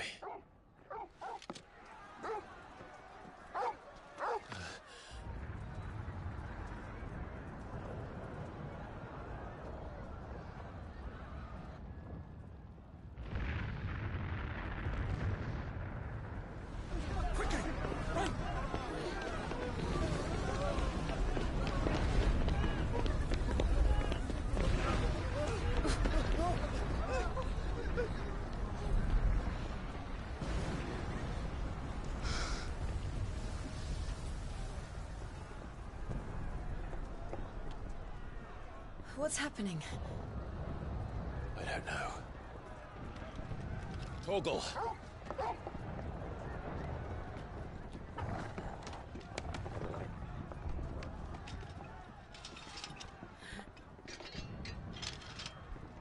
This way.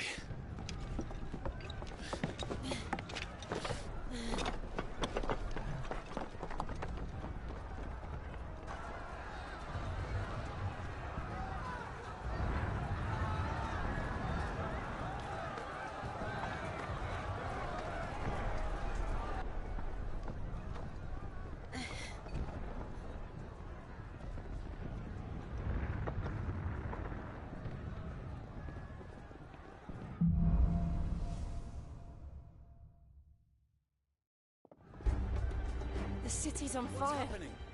I'm sure Goots is fine. He'll be making for the square. The one with the bell tower. In the middle of town, right?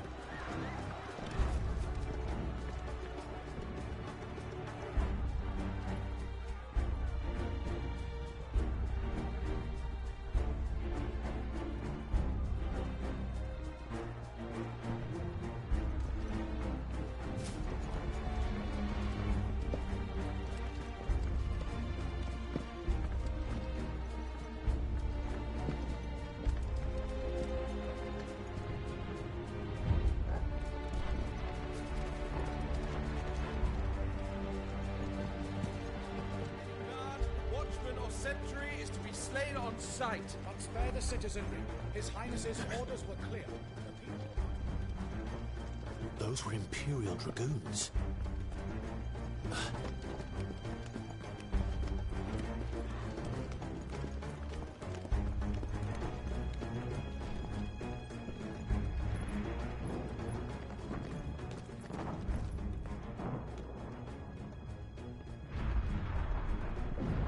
What in the hell is going on? Let's go and see. Right.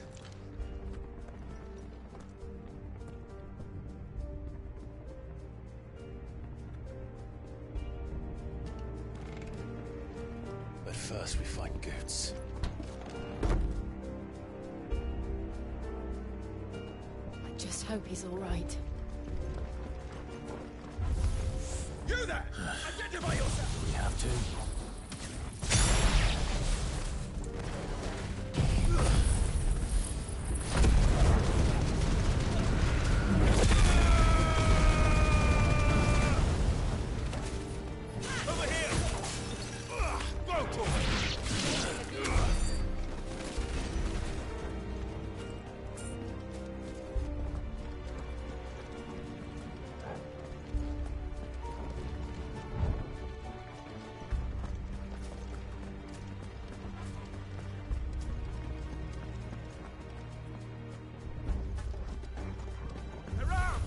This might take a while. Cut them down!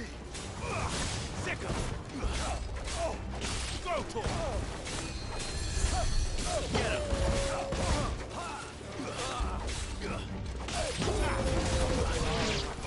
This way!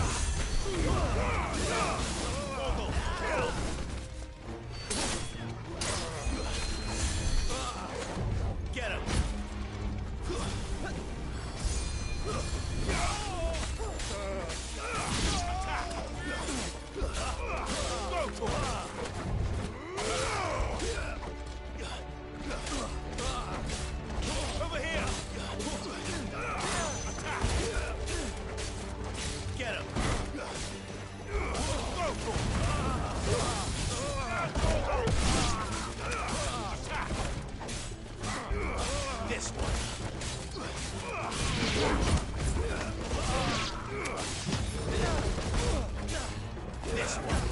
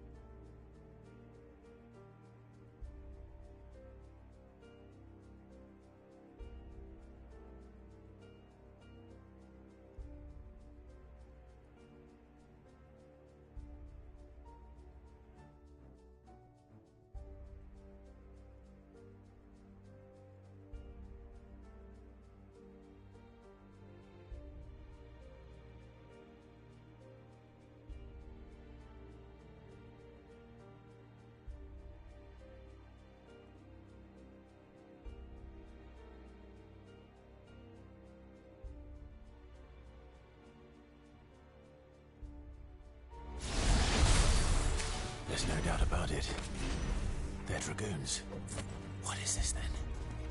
A civil war?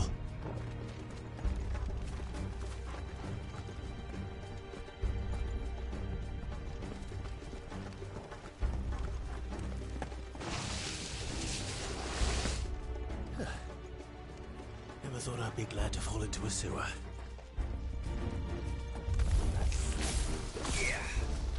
Go for him!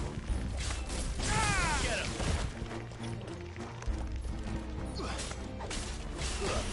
Go for him! Over here!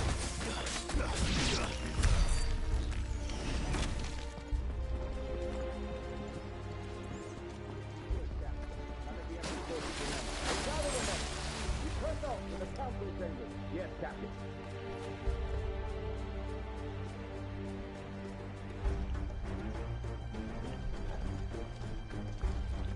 What of the men and women in the market district? The evacuation is complete, Captain. Good. Then all that remains is to keep Rome protected. There it is. The bell tower. Right. Let's go.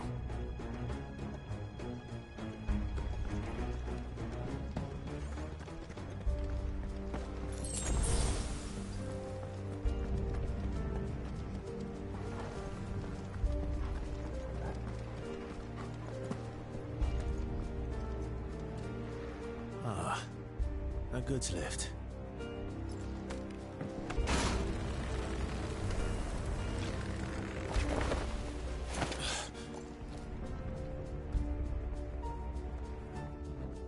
Where in Gringo's name did you come from? Go for it!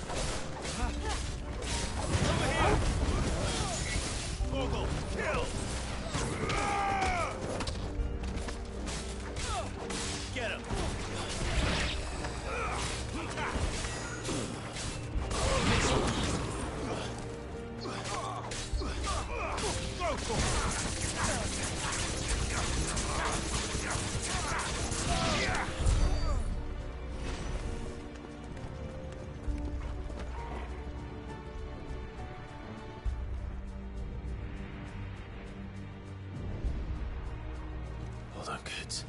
We're coming.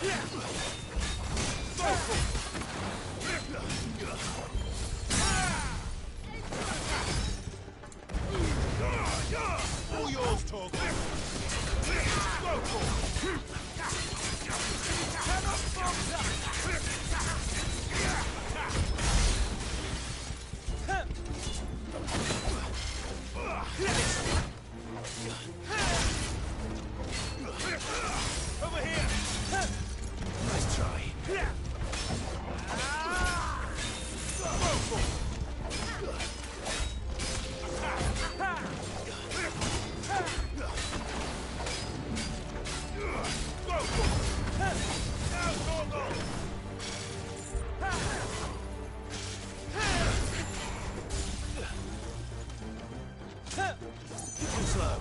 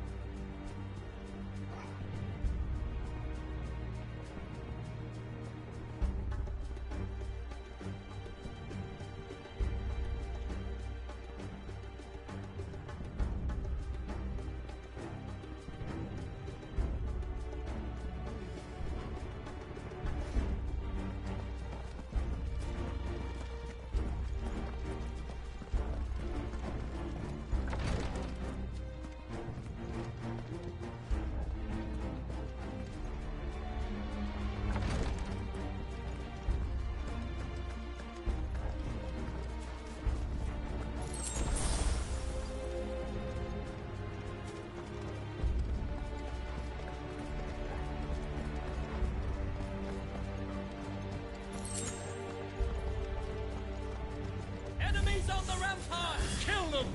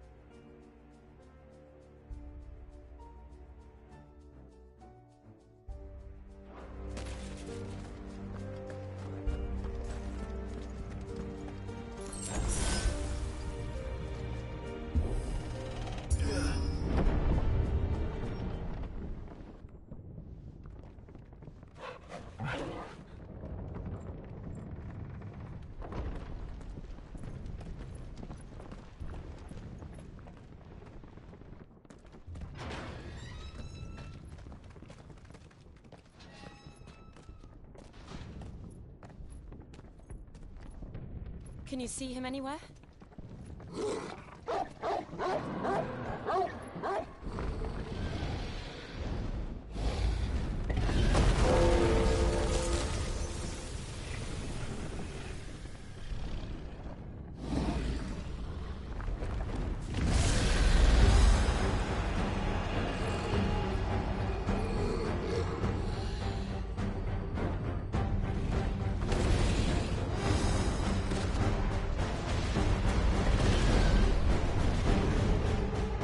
Must be one of the Dragoon's pets.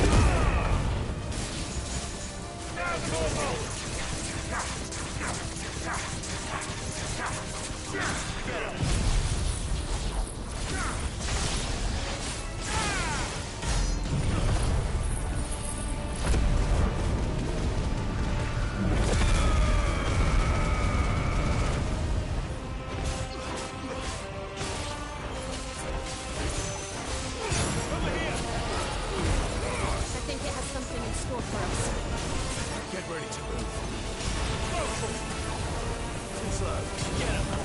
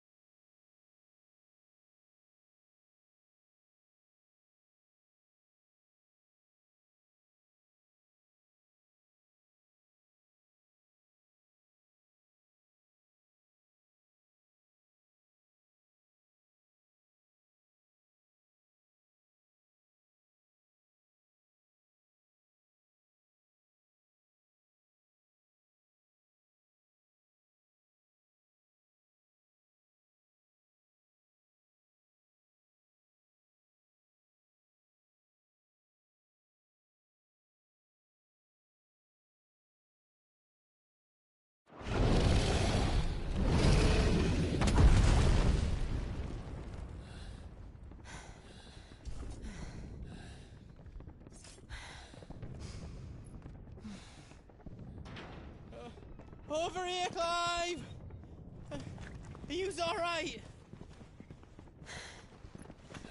Goods, there you are. I didn't know there'd be a dragon. All right, let's get out of here. Oh! What now? Is that Mother Crystal's heart? What the hell is it doing up there?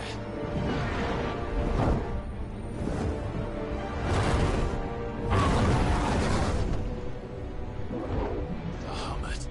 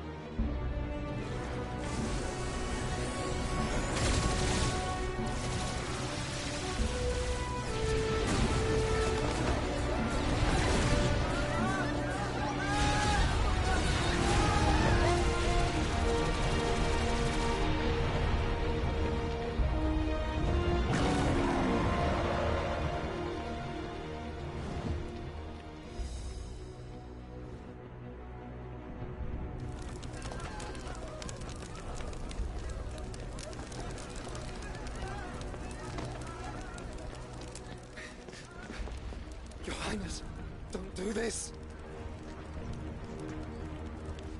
We must leave. Now, Your Grace. I beg of you. This is not what he wanted. Something's happened. Forgive me, Yota, but I must put a stop to this. Your Grace!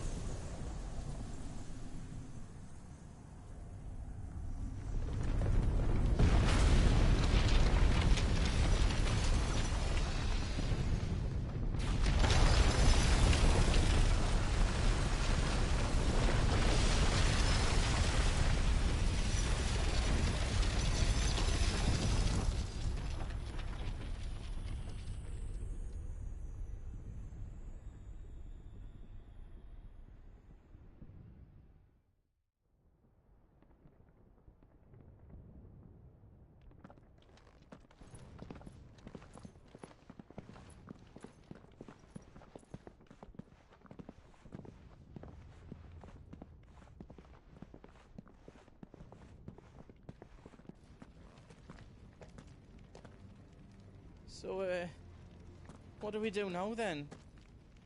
We destroy the heart. Well, you might come back! As soon as the flames die down, the Imperials and the Dalmex will move in. This may be our only chance. And Bahamut has gone for now. You should get as far away as you can, Goots.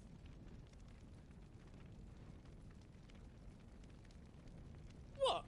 And leave you lot in the lurch? I can't do that. If you're staying, then so am I. I packed everything up before I made a run for it, so if there's out you need, just ask. But I won't be giving it away for free. Nana'd never forgive us if I did. Thank you, Goots.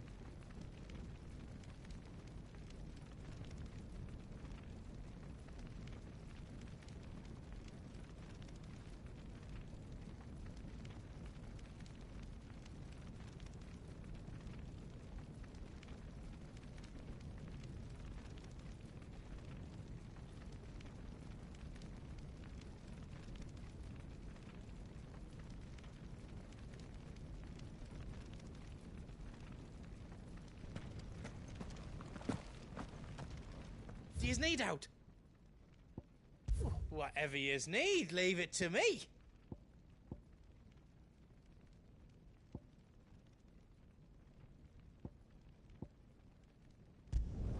Finished! I think.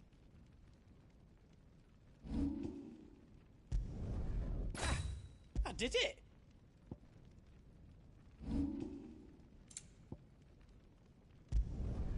Finished! I think. Reckon I did a good job.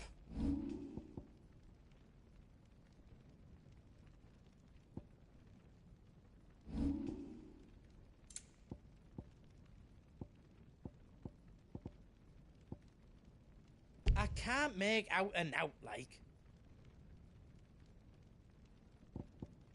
Is all done then? No.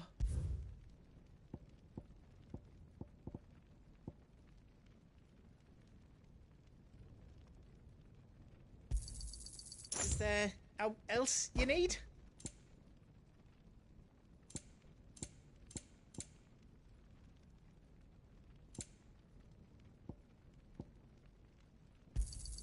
Thank you. All done then. You want us to make you something?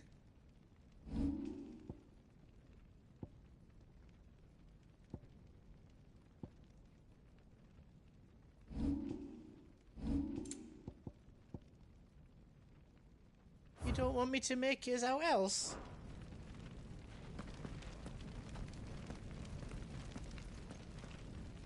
Drake's tail is right there, Clive. It's time to free Storm from the crystal's curse. Oh, it's past time. But remember, Bahamut is still out there. And I dare say we'll be seeing him again before the night is done.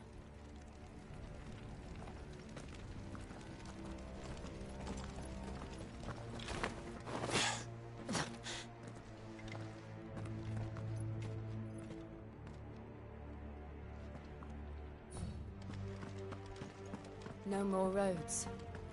We'll have to find our own path. Do you feel that, Clive? Ether.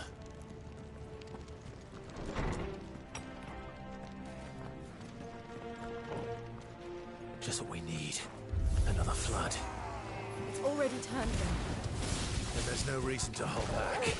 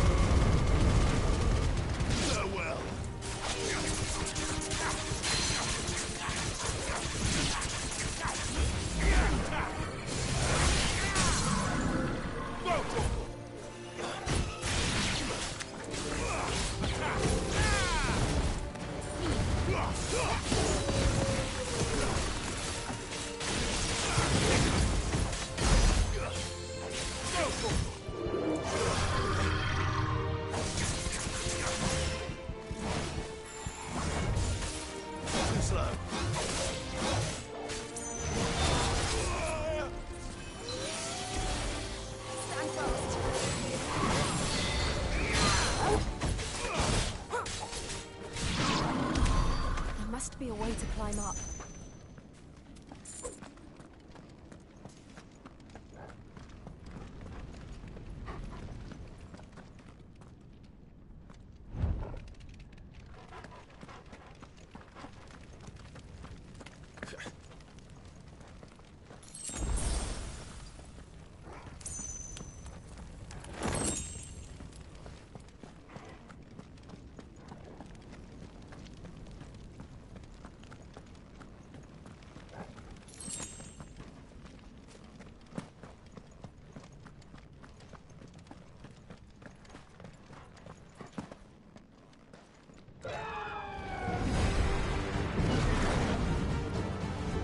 Is that Phoenix?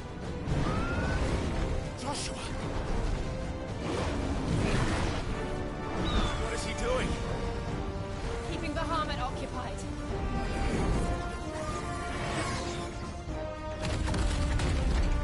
Joshua!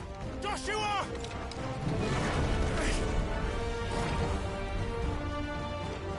Don't, Clive. It's too dangerous. Fuck! Hold on, Joshua! I'm coming!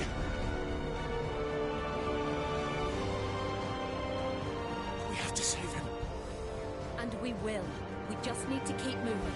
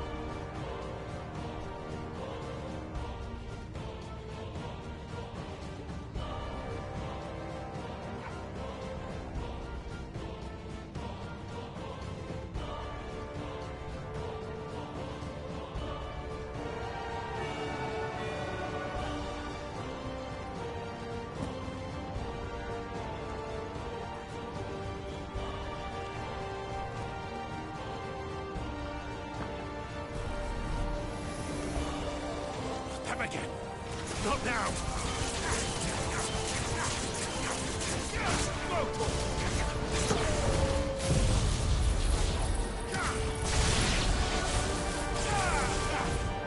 To me, please!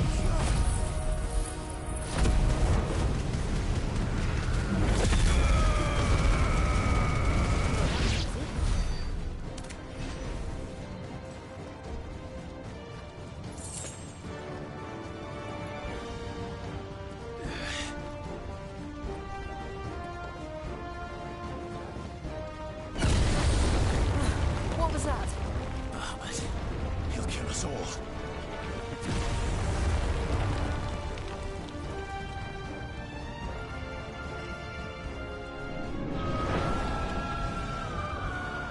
There he is. Joshua! I'm here, brother!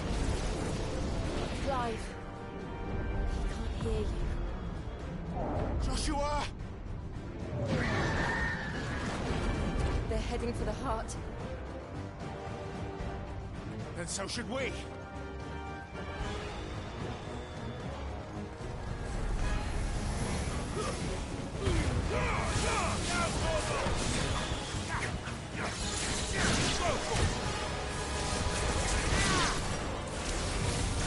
Over here!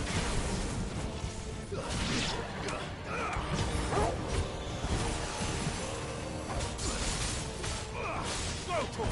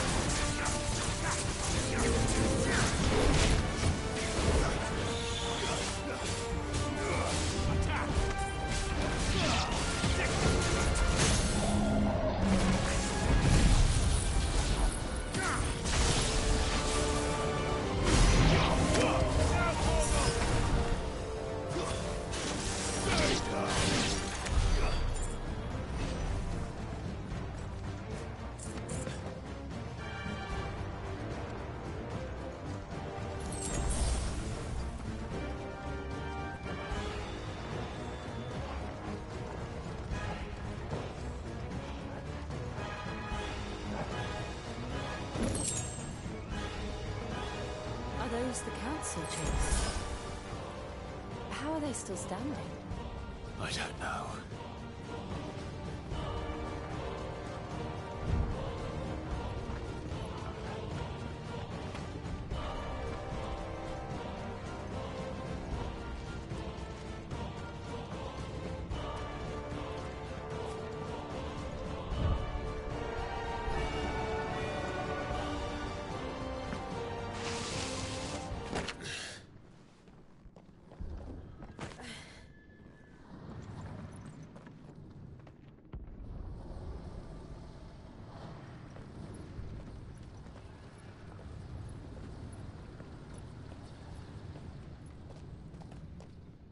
He'll be all right, Clive. He's a survivor. We're getting close.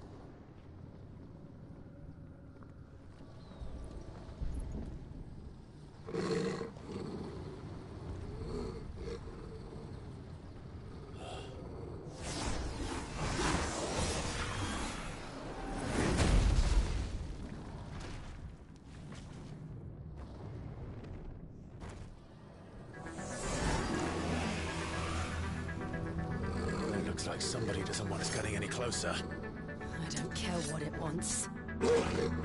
Neither do I. Too slow.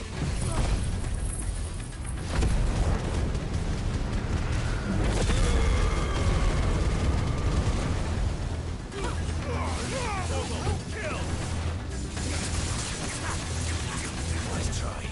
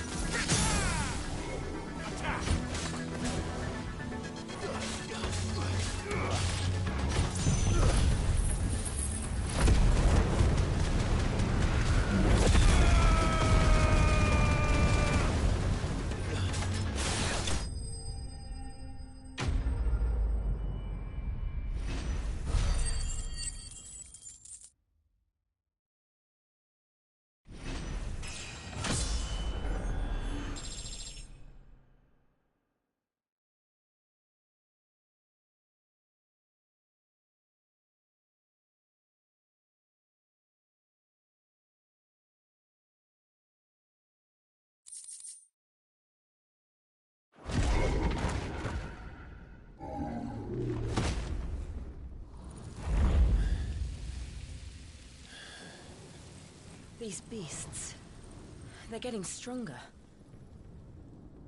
We can think about them later.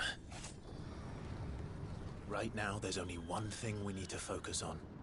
The heart.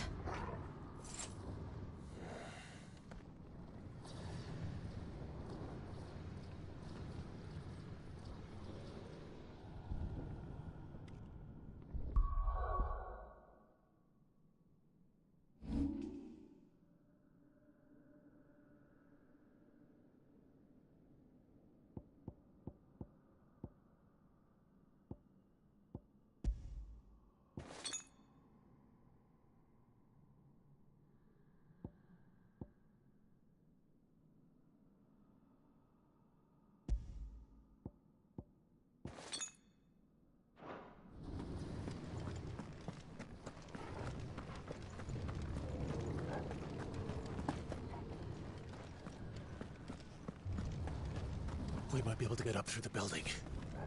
It's worth a try.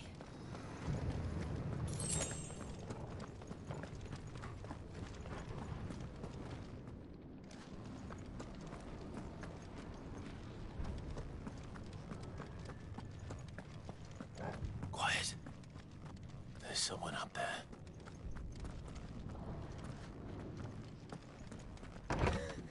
Is someone there? Mother. It's you. What happened here? He tried to take him from me. Oh, my boy. My darling boy. Is this the child you made with the Emperor? Why, Mother? Why did you betray us all? You have no right!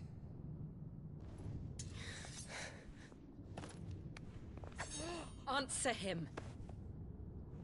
We took you in, savage. Show some respect for those who raised you.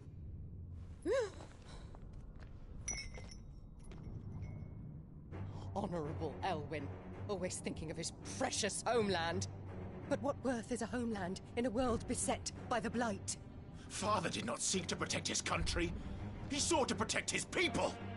A leader's duty is not to protect his people. It is to protect the source of his sovereignty. The noble blood that runs in his family's veins. So long as this bloodline remains unbroken, what does it matter if a nation falls? One can always found another. Unlike him, I did my duty. I preserved my line. I bore a son of the noblest blood, to whom the whole world might kneel. That is why I gave Rosaria to Sambrek, that I might join my line with the Lesages and birth a savior of this benighted land, blessed by both Bahamut and the Phoenix! You sold your country for a child. Why did he need another? You had Joshua. I had nothing. You were always your father's son, so very strong and bold and daring, and yet you failed to awaken. Would that Joshua had been granted 1/10 of your strength? Oh! How the nobles laughed that Elwyn's firstborn was surely the son of a concubine, and my own, not long for this world. The shame of it! The shame of being slandered by one's inferiors! How could you ever know how that feels? It should have been you! Why didn't the Phoenix choose you? Joshua's every waking moment was spent trying to shoulder the burden that you And the Phoenix and the Duchy foisted on him. That's why I became his shield. To help bear the weight. But what did you do? You betrayed your own blood and surrendered your son to his fate! Joshua, my darling boy. I never meant to hurt him. The soldiers' orders were clear. He was to be spared. Why did you survive when the only one I truly cared for died? What? Have you not looked out of the window? Joshua is here! The Phoenix lives on! He's battling Bahamut as we speak!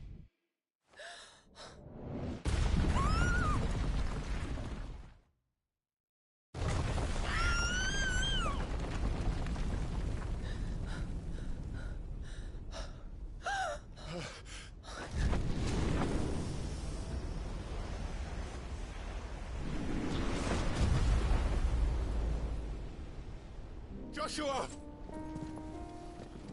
Wake up!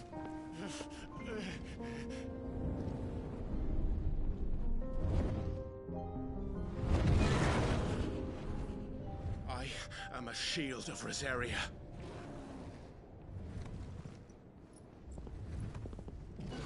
And I will do my duty. What are you...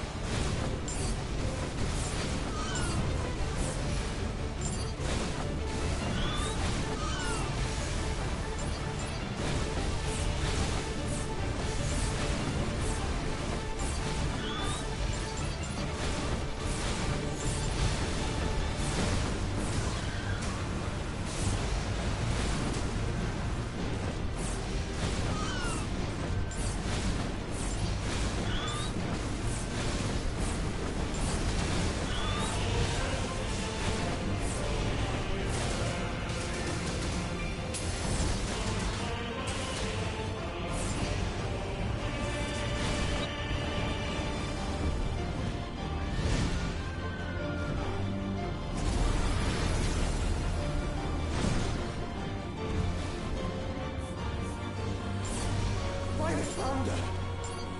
Those things are drawing in more ether than I've ever seen!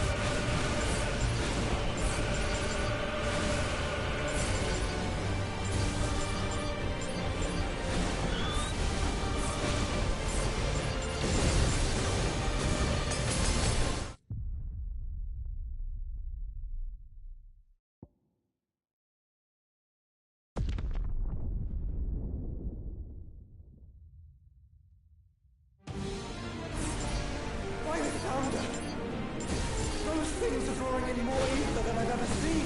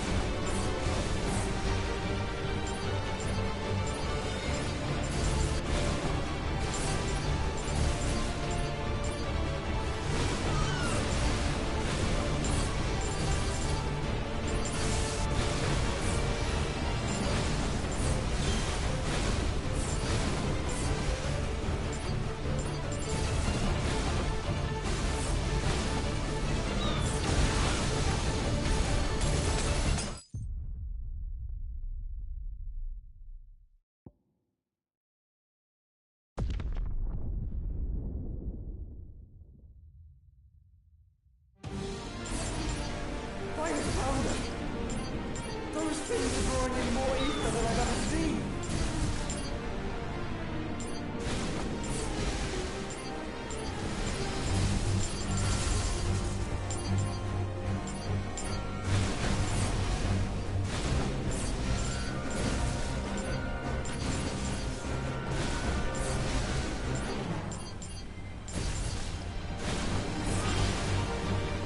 I have to stop them!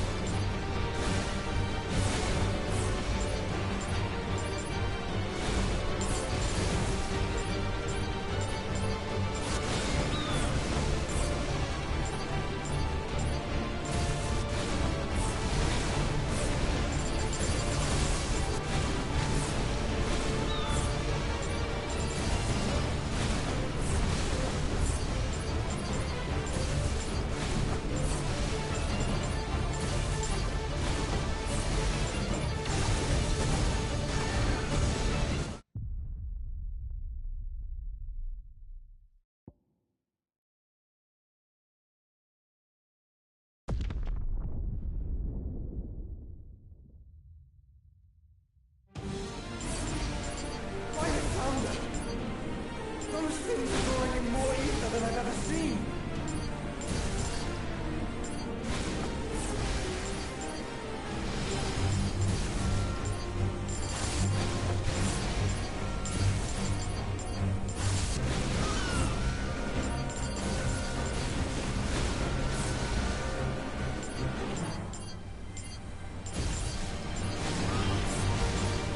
I have to stop them!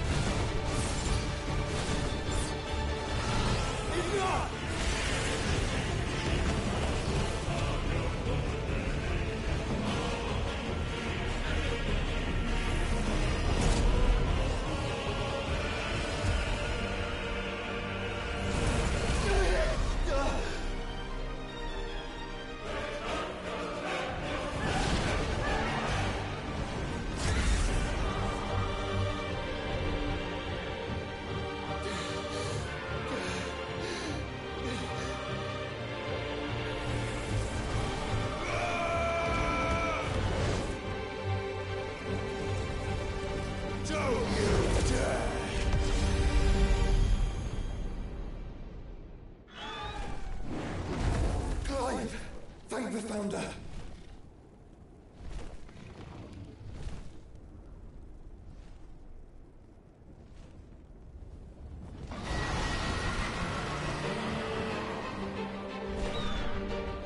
It's now or never, Joshua.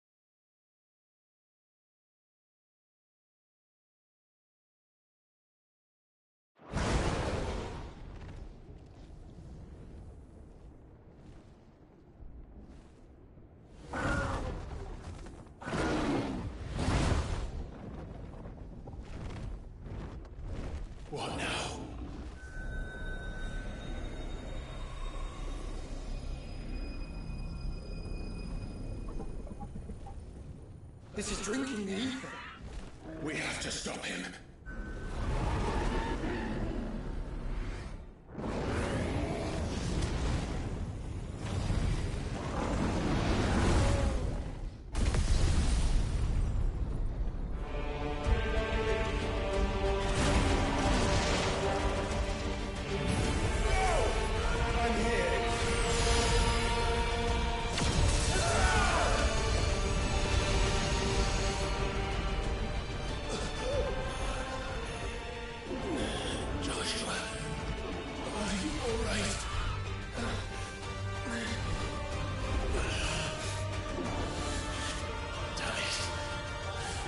Stronger than this.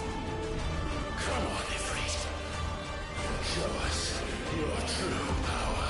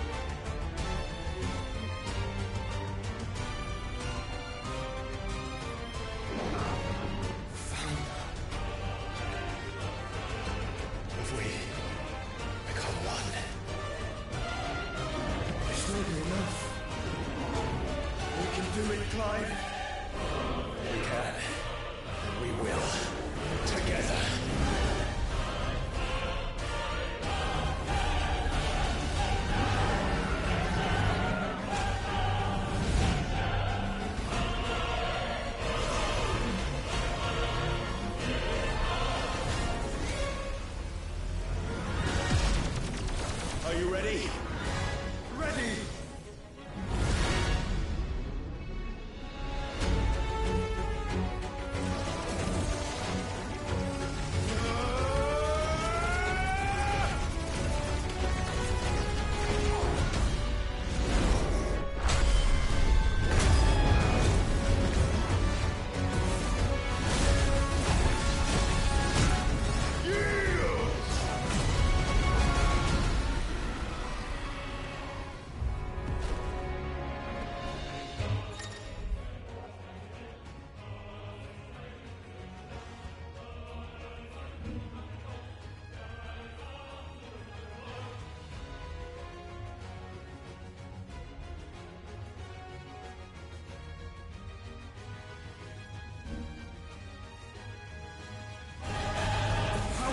To match such power by trusting in our own.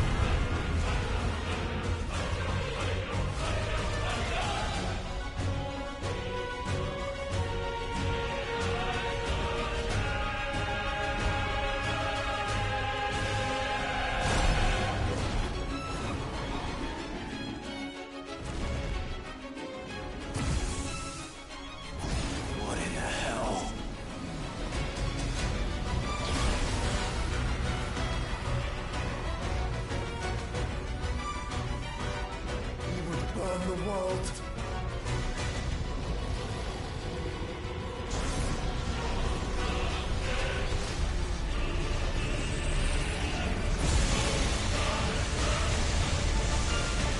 Not today. Come on, Joshua!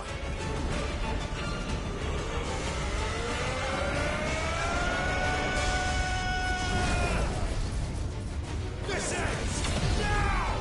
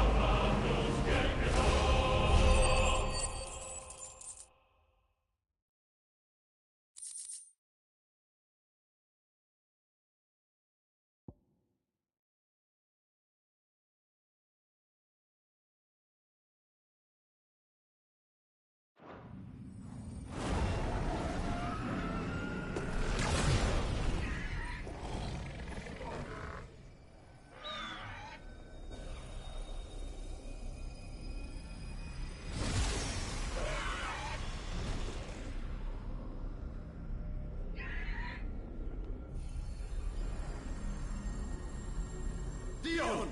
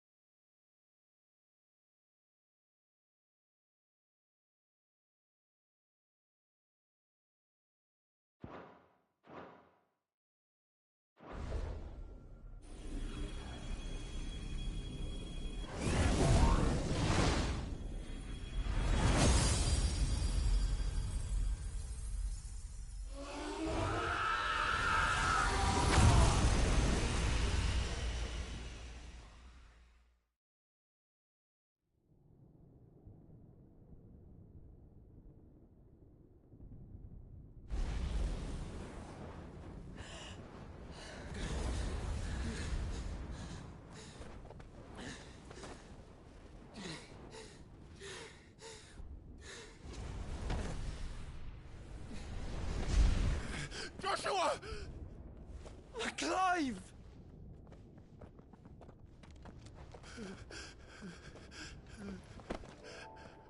My brother.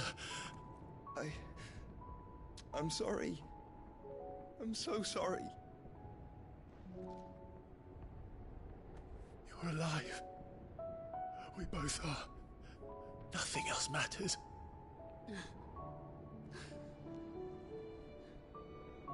I never dared hope that I would see this day.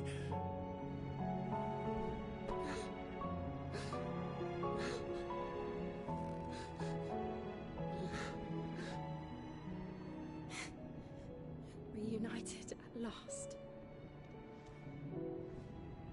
Jill.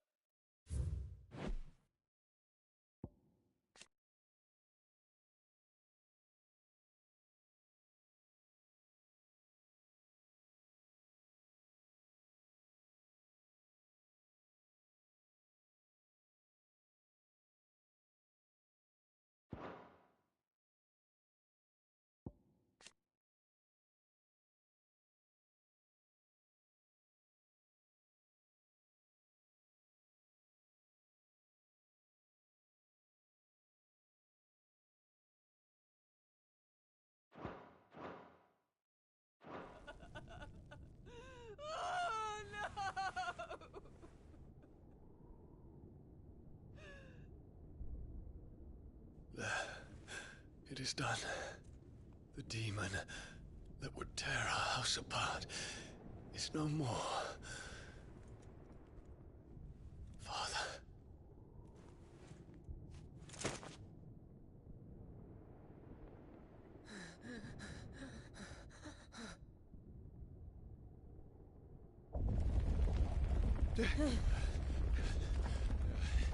The Mother Crystal.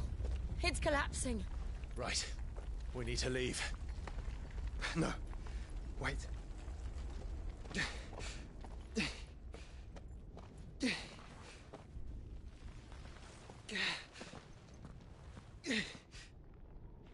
I owe him a debt. Fine.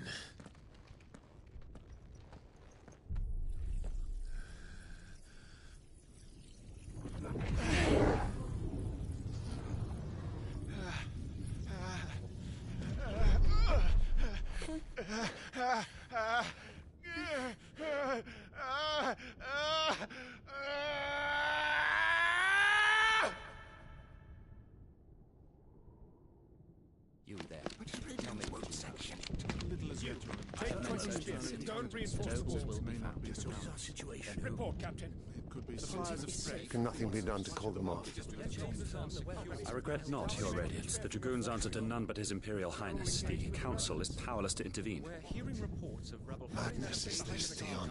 throughout the neighboring districts. Focus all efforts on extinguishing the fires around the capital. The city can wait. What about stocks of weapons and armor? This is not the work. Don't you dally, man. Go! Your Radiance. Are the doors locked? And I want you to find out Make sure the doors are locked. next movements. By the light. Dion. Have you taken leave of your senses? Call off the Dragoons at once. Fear not. The populace will come to no harm at their hands.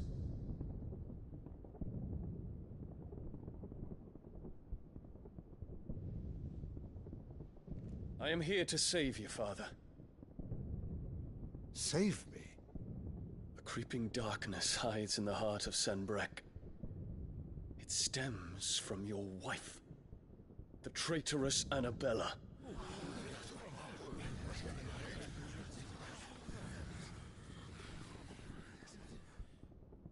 Not another word, Dion.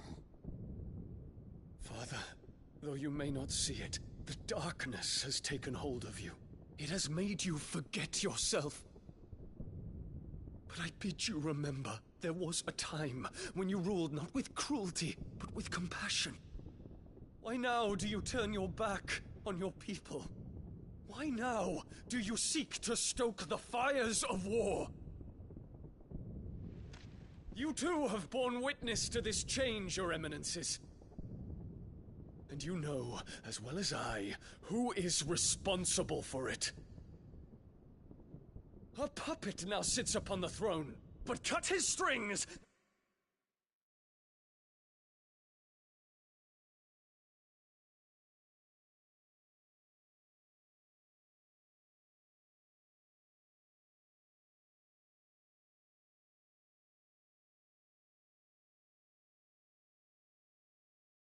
And the Master loses the power! What? Dion, you bear steel before your Emperor? Guards! Take him!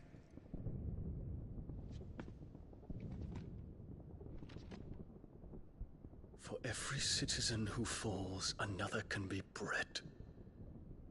For every home that burns, another can be built. Those were your words. But when the last of your citizens has fallen, and all of their homes have been reduced to ash, what will become of your empire, of its rulers, of your god? As the Mother Crystals crumble one by one, and the Blight sweeps in to claim all that...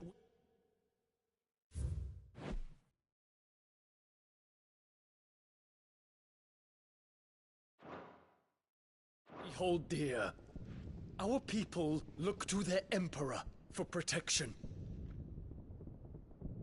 Yet he labors not to secure their futures, but to seize what is left of the twins for himself. Even if it should come at the cost of everything his loyal citizens have labored to build. Dion, you must understand. A small price to pay, is it not? You've been blessed with great power, Dion. Enough to win me the world. So go, claim Valisthea for me, brother.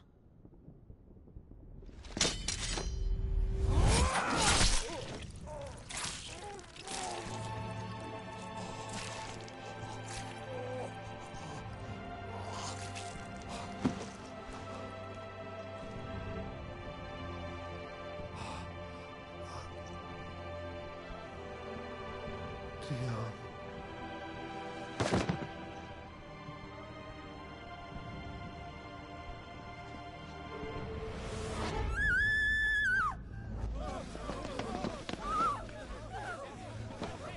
Gods! Gods! Father. Poor father. How he doted on his children. That he would die to protect me was plain. It was but a matter of when. You planned this? You did well to endure so long. But you broke in the end, as I knew you would. And now Muthos approaches. Put him to the proof. I would see if he breaks. Go, Bahamut. Kinslayer.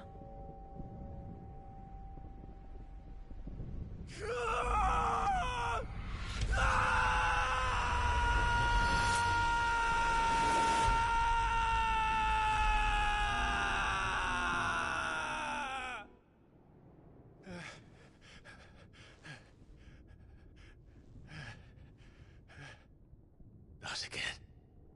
Brother? It's a long story.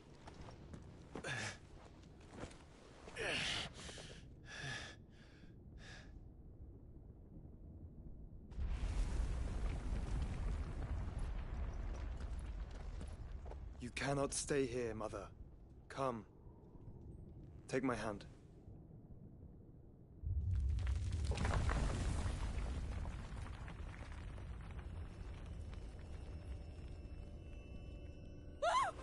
Get away from me! This is all just a dream, just a bad dream! You will not take me, Shadow! You will not take me!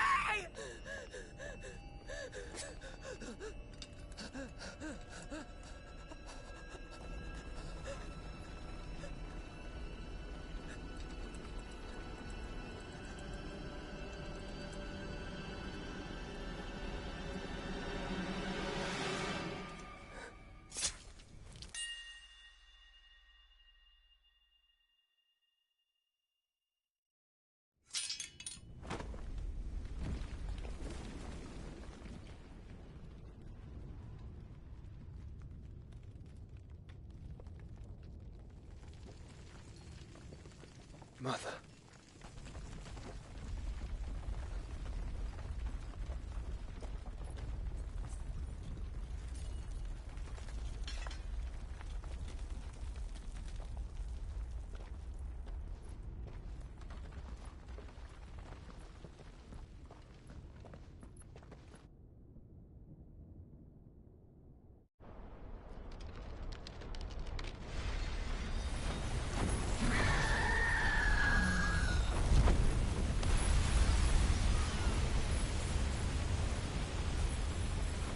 If it is consciousness that weaves your wills together,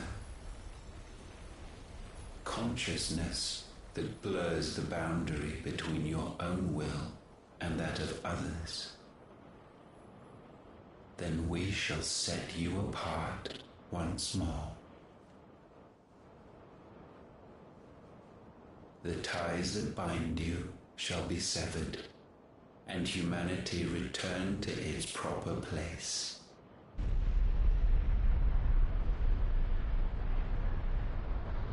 By primogenesis shall a new age of reason begin.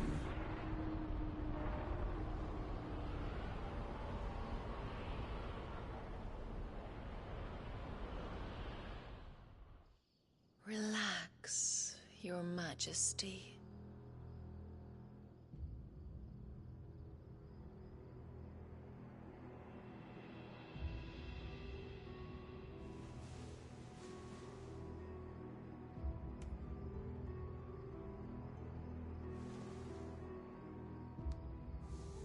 Don't you want to play? It's been a long time. If that is your wish. Men, you are as meek as all the others.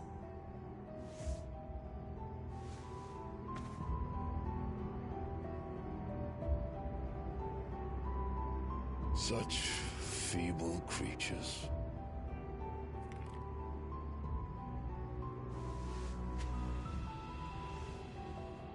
Gifted the power of icons, yet slaves to fickle emotions which usher you to your doom. And so you bind your fragile wills with strands of consciousness. The wretched handiwork of a wretched people.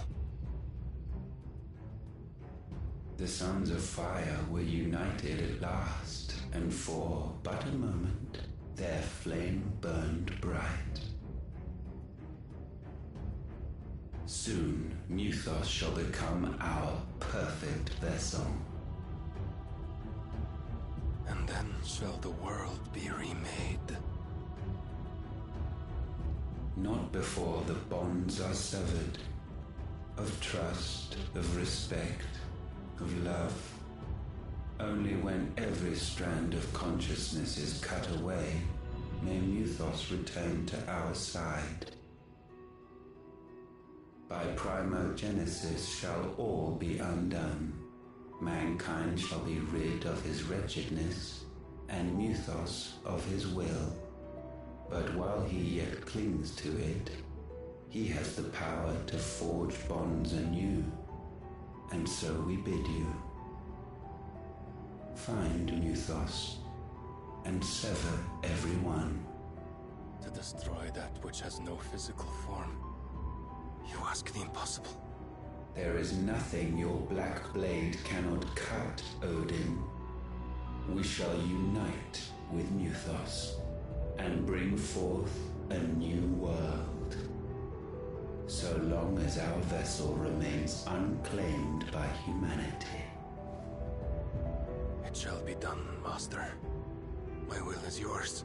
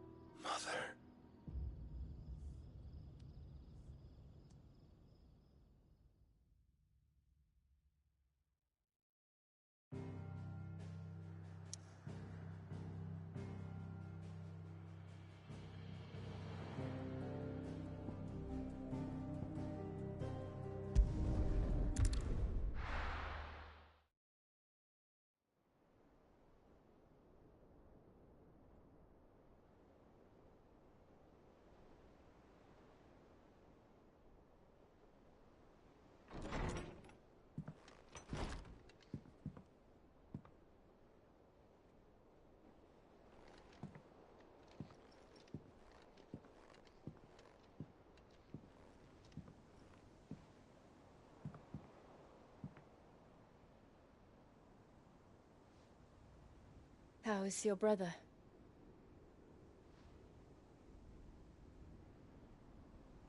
Asleep since I returned from the Dominion. Tyr says he should be back on his feet soon enough. For a while, at least. She discovered something on his chest. A swelling, circled in stone. The curse.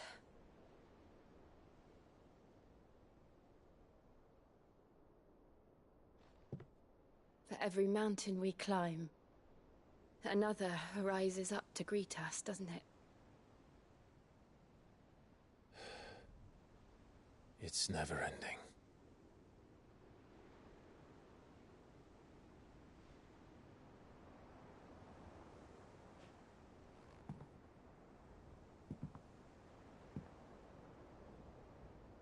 Even the sky seems to have grown tired of it all.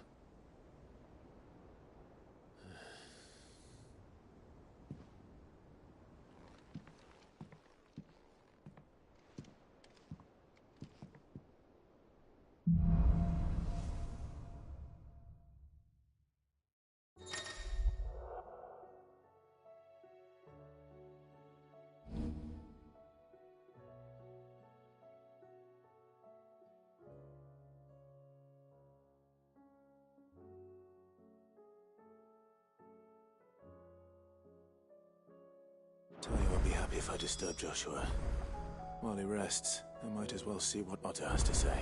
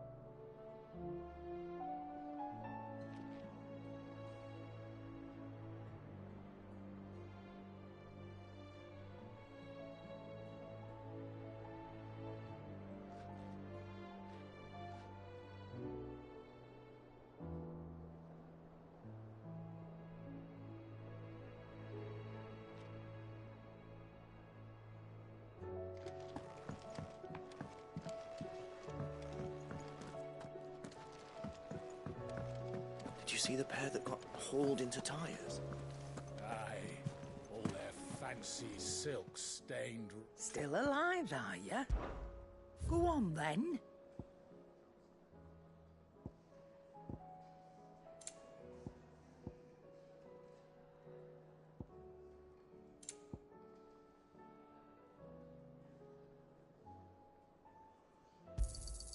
It'd better all be here.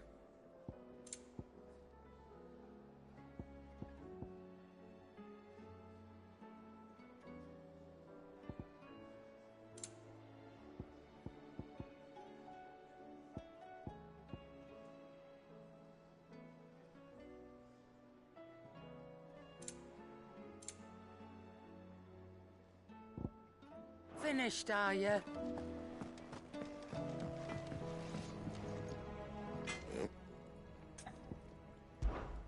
What do you want?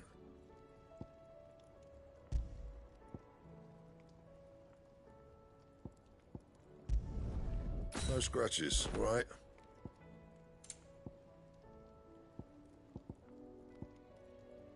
Don't waste my time. You ain't got the stuff.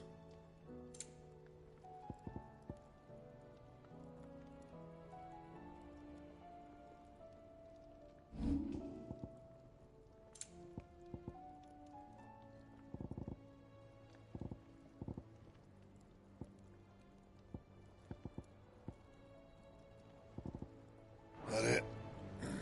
Fine.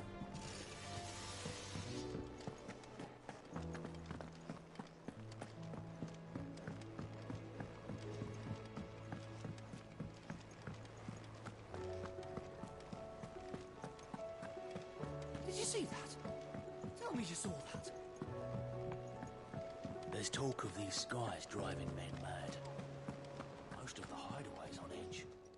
Well, is that... Fancy a look at the list, do you? You watch yourself out there, all right? Oh, I wasn't expecting you back. You earned this.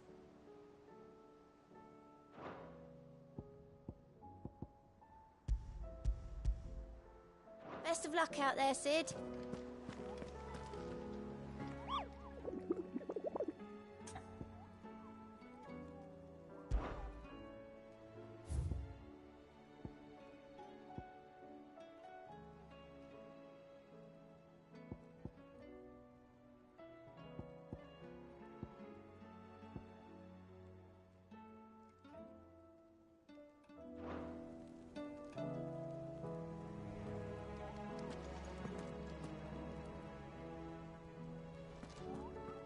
Otto, how fares the realm? The realm? Oh, she's just fine. As long as you look past the fat storms out mother crystals and her skies are a roiling cesspit. And Gav? He's with your uncle in the Free Cities, helping Mid with her project. Sent an owl their way the moment the winds turned foul. Still waiting on a reply, though. Do you have any good news? Well, that depends on your definition of good. All right, fine. What do you suggest we do? Oh, no, I'm just the messenger. I leave the scheming to those more suited to the task. Could be that Lady Vivian and Old Tomes have their own thoughts on the current state of things. Could be that they don't. It certainly can't hurt to ask. I suppose not.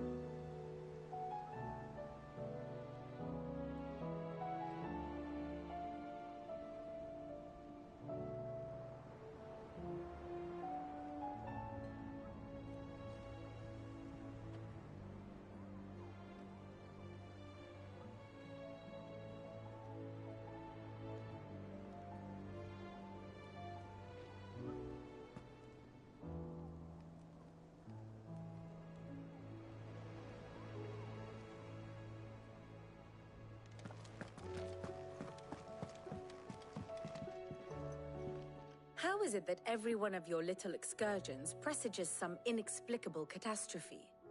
Not that you are to blame for the Dominion's fate. No one could have predicted the actions of the Crown Prince. I'm sorry I couldn't save your home. My countrymen are stronger than you think. A few toppled clock towers won't break their spirits.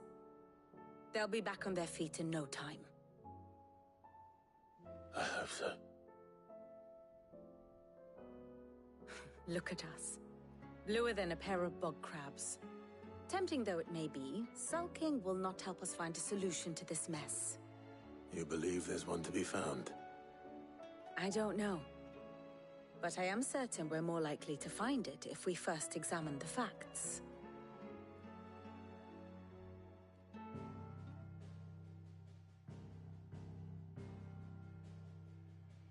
Beneath these darkened skies, fear and confusion reign over Valisthea.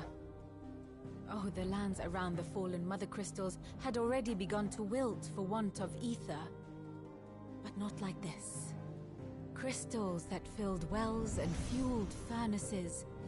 Now nothing but pretty shards of rock.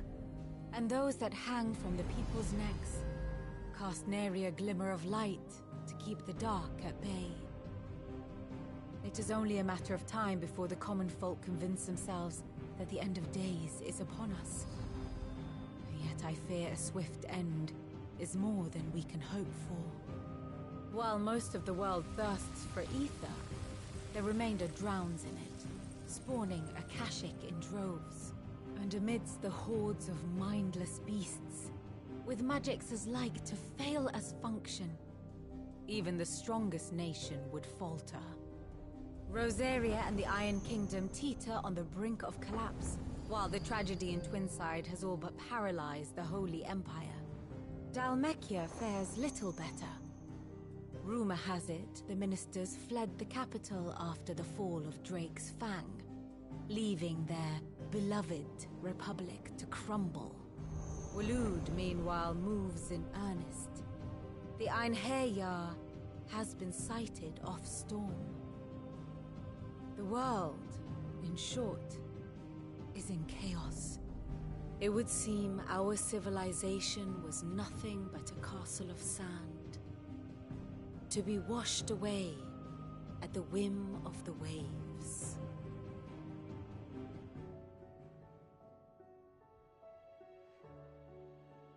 A castle of sand.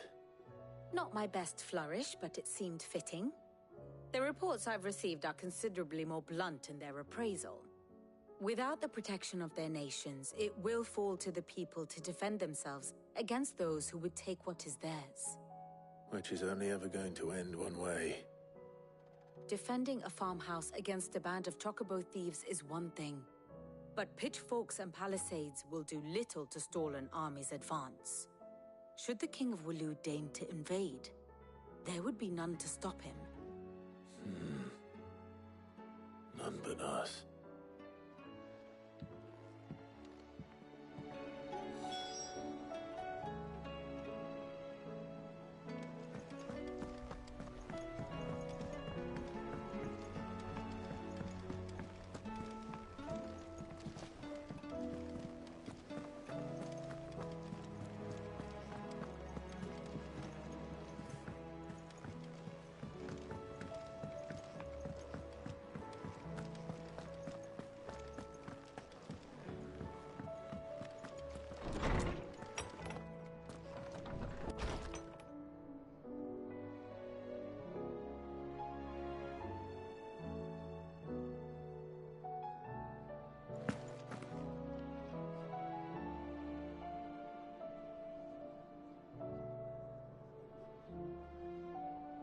Is a storm coming, Sid?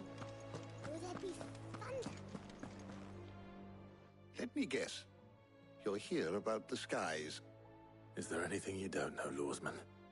It doesn't take a court astrologer to augur the obvious. As for what has disturbed the heavens, that, I believe, is a question the Fallen might be better placed to answer than I. And on the 6th day, did the gods tear the sun from the firmament visiting darkness upon their prideful sons and daughters. But I dare say you remember your childhood lessons on the sins of Zemeckis only too well. You think they're connected? That Ultima was one of the gods responsible? Well, he has certainly exhibited powers that we mortals would associate with the divine. There is nothing divine about him. But he wouldn't be the first god of whom that could be said, now would he? Yet for all the fairy tales that tell of the sins, there is almost nothing in the way of actual historical accounts. Had I the Journal of Moss the Chronicler, I may have been able to tell you more, but alas, I fear all remaining copies have been lost to time. You will forgive me, I hope? Certainly not. Because there is nothing to forgive. Even without this journal, you've provided us ample wisdom. And we will always be grateful for it. Perhaps Otto will be more inclined to share his thoughts when he hears what the others had to say.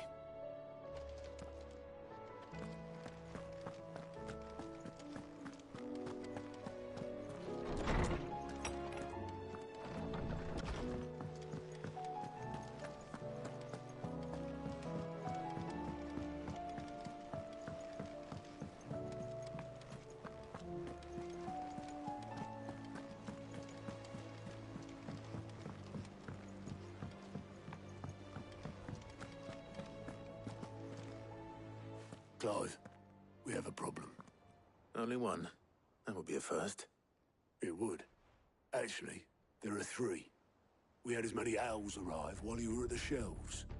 Martha's got a Kashik at her gates, and talk of monsters roaming the hills outside of Northreach has put the wind up Isabel and her lot. And don't forget Dalimil. Lubor says the village was raided by bandits. When it rains... It fucking pours. The curse breakers are spread thin, taking stock of the damage in the Dominion. And even if I could get word to all of them, I doubt they get here in time to make any real difference. Which means there's only two people who can. Jill and I. Let them know we're on our way.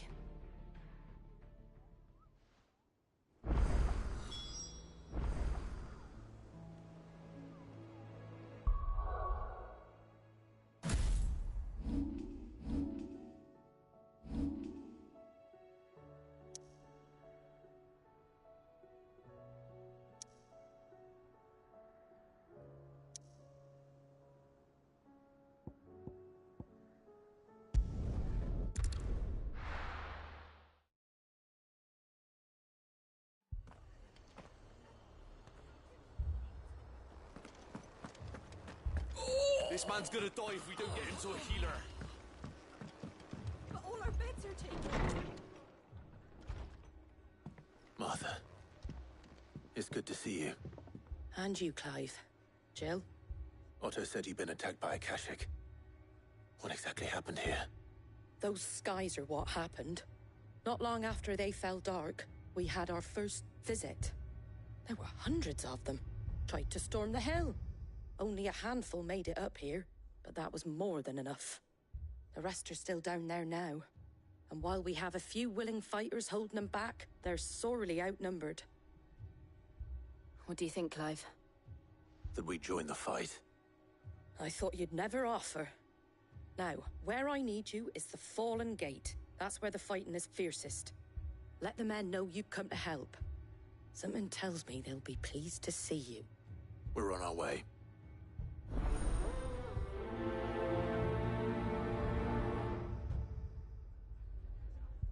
Do you think there are as many as Martha says? More.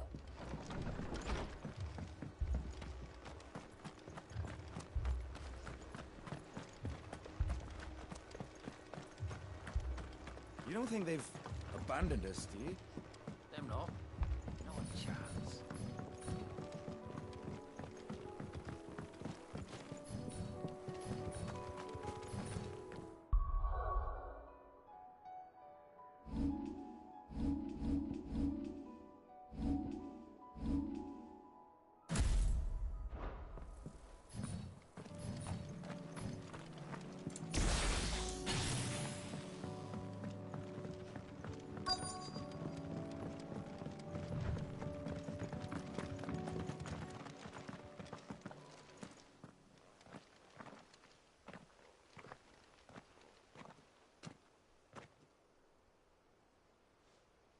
Clive, wounded. We deal with the Akashic first.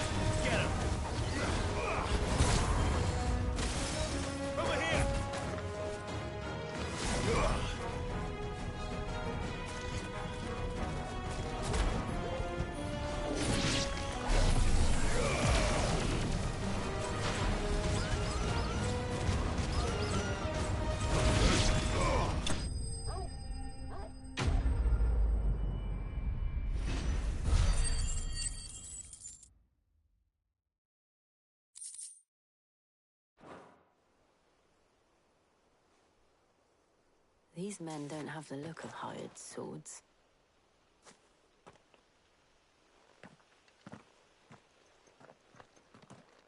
If you've come to rob this place...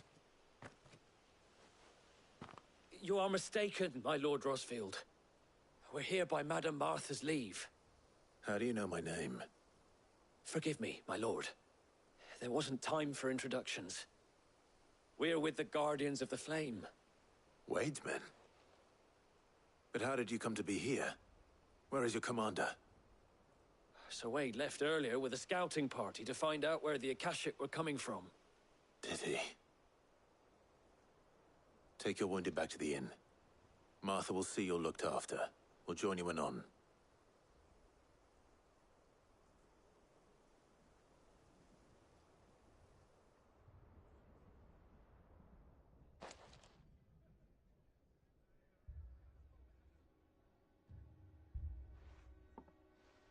And to think you took them for thieves.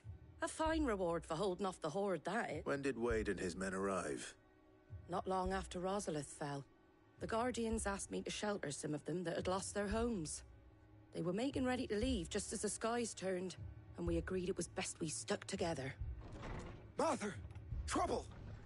The scouting party's almost at the lift, but they got a pack of Akashic snapping at their heels! And they've got wounded with them! They're not gonna make it!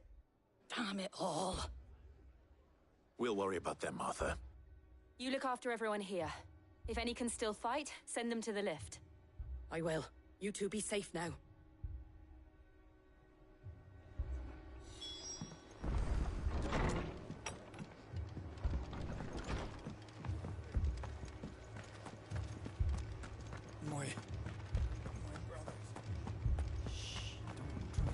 Mad dogs. The lot of them.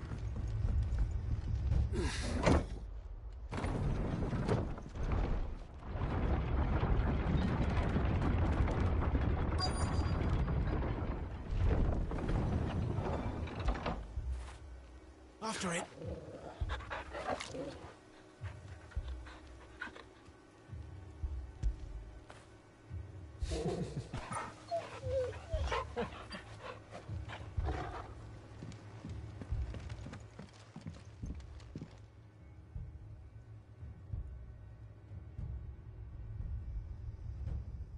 Squire, I need you to get those who can still walk up the lift to Martha's.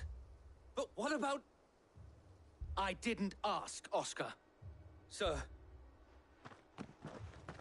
Sir Wade. Lord Rosfield. If you aren't a sight for sore eyes. Martha seemed to think you might need some help. And by the looks of it... We thought we could sneak by them.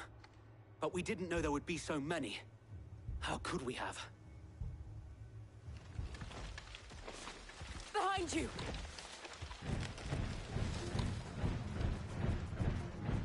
Damn it! We need to get the injured to safety. Do you think we can hold them off? We can certainly try. Are you with us, Sir Wade? Always. Then let's do our duty.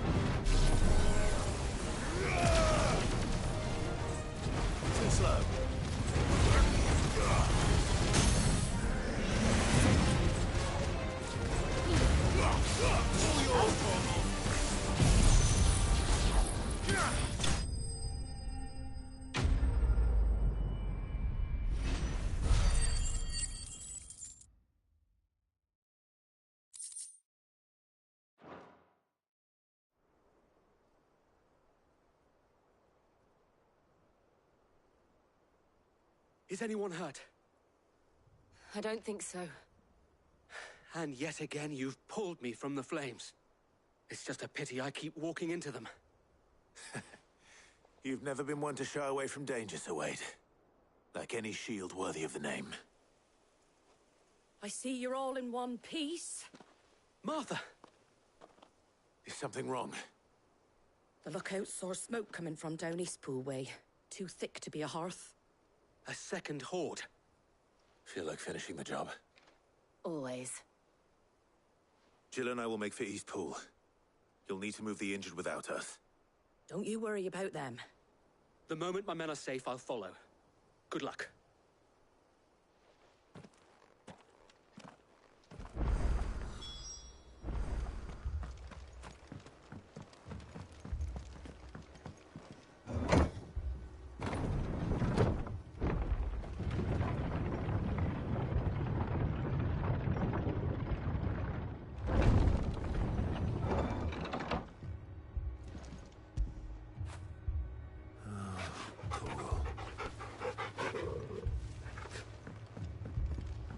Mad dogs. The lot of them.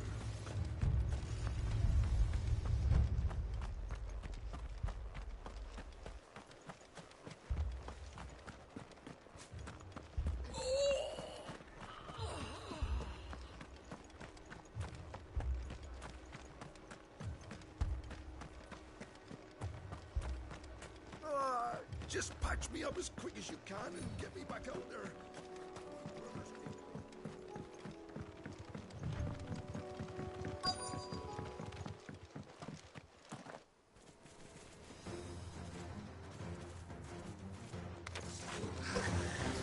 They're headed for the rest. We have to slow them down. Martha and the others won't be ready. Let's try.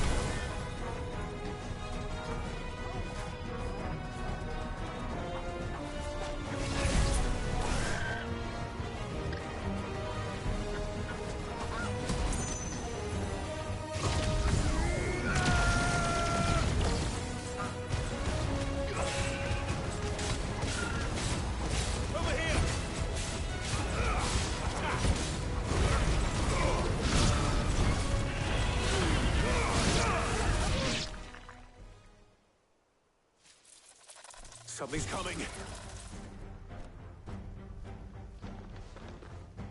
Apologies, my lord. Did I miss anything? Only the first round, so wait. Shall we?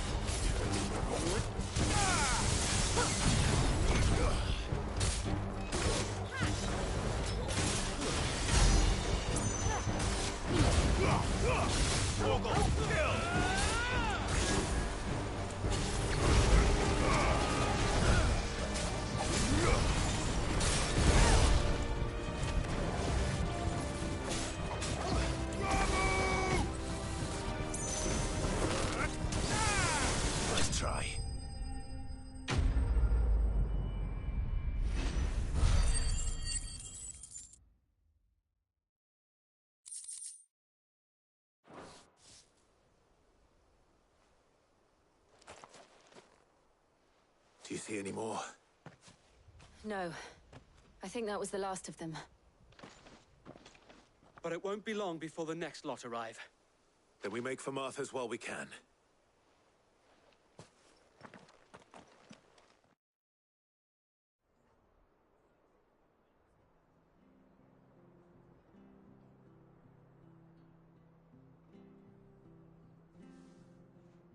What did you find out there? The same as Sir Wade. Scores of Akashic. Well, wherever they came from, they're gone now. Our lookouts say the lowlands are clear. Hopefully we'll have enough time to lick our wounds. How many of your men were injured? A damn sight less than if you hadn't turned up. Thank you. It was a hard-fought victory. But as long as the skies remain dark, I fear the Akashic's numbers are only going to rise. It's not a matter of if the Horde will be back, but when. And whether that's sooner or later, we'll need to be ready.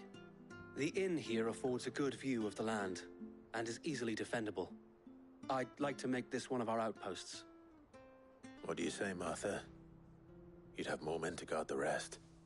Well, when you put it like that, of course they can stay.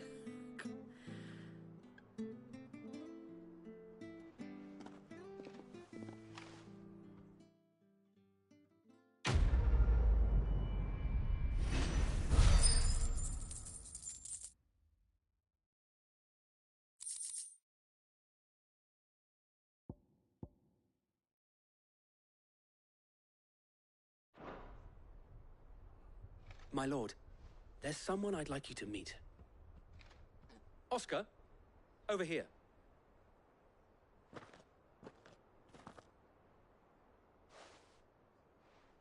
It is an honor to make your acquaintance, Lord Rossfield. I am Oscar. Oscar of House Murdoch. Murdoch? I wasn't aware the Lord Commander had children. Oh, he didn't. But his brother, my father, did. I am Sir Rodney's nephew. Well, go on, then. It's not for me to ask him. Yes, Sir Wade.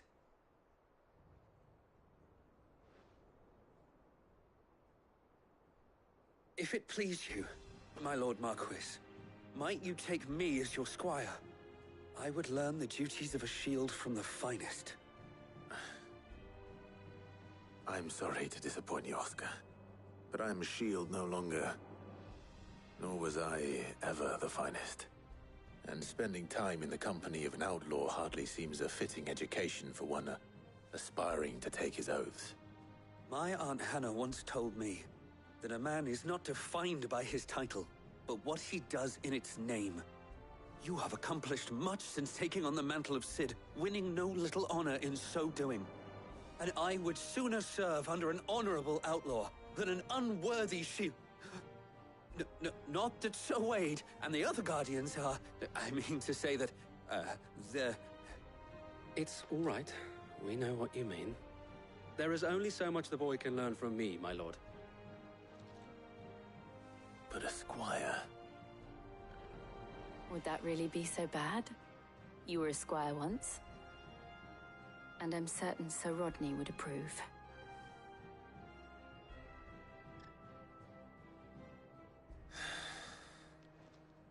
Know that I'll show you as much leniency as your uncle showed me. I would not have it any other way.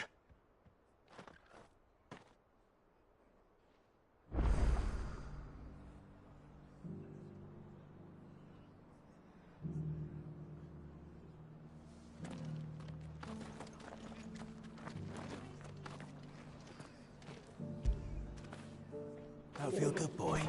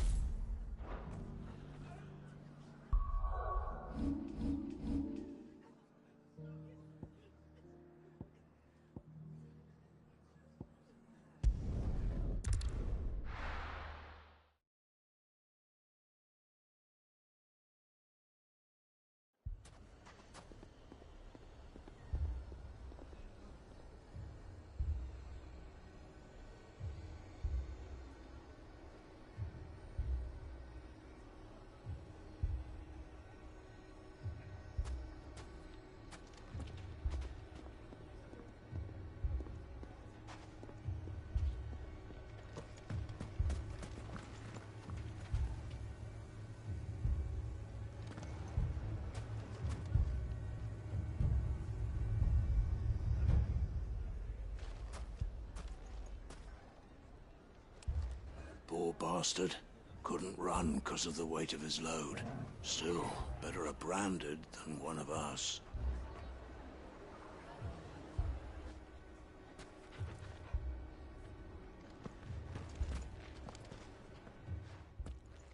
Cid! Your new companion appears much more formidable than your uncle. Should I be worried? You haven't been introduced. Jill, Clive has told me much about you. All lies, I'm sure. Your Stolas said that Dalamil has a bandit problem. Indeed. Although, you're a little late. They left with our food and guild days ago. Any idea where they went? The desert's a big place. Your guess is as good as mine. But the fact is, I have more immediate concerns. What did you say to me? What did you say? Ah, as if by magic.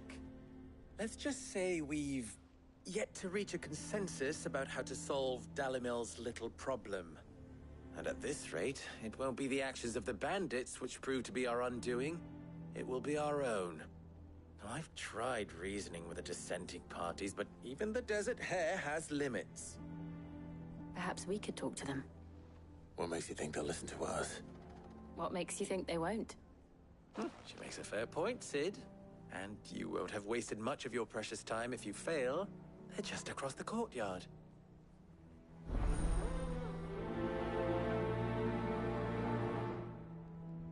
Suppose we just follow the shouting.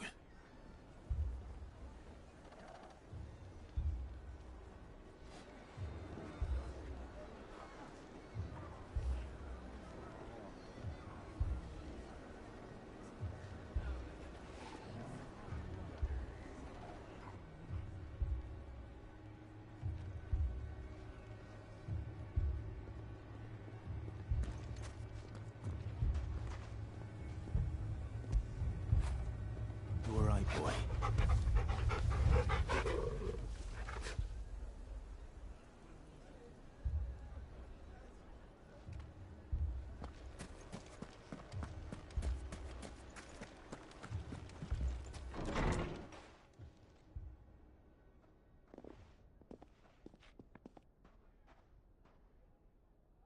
You wouldn't talk like that if it had been your men whose throats were slit. Blood for blood, it's the only way. We hire mercenaries and have them mount the bandits' heads on our walls as a lesson to the rest. And what happens when those mercenaries are slaughtered like your men? Are you going to hire more? We're better off using that coin to buy food and supplies. If we hire mercenaries, the only thing we're buying is the bandits' ire. And you cannot fill empty bellies with that. Do you hear me?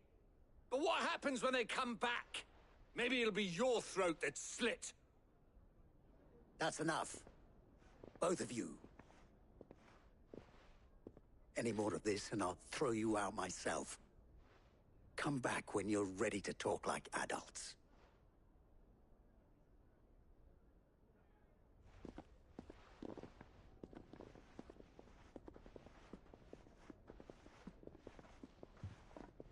Victor.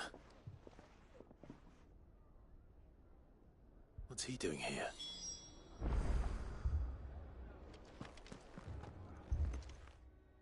Sid.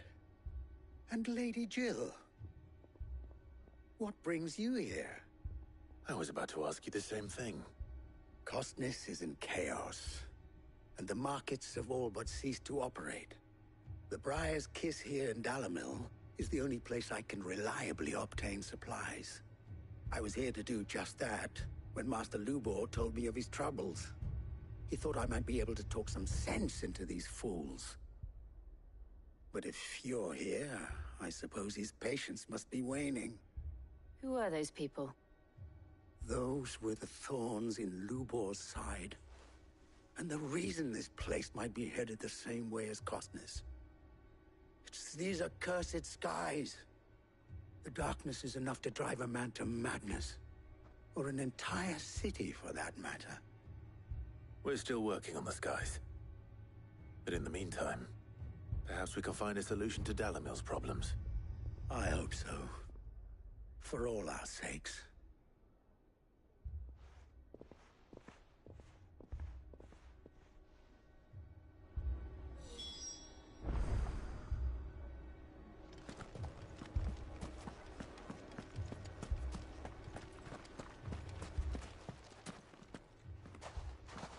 So, you see my predicament?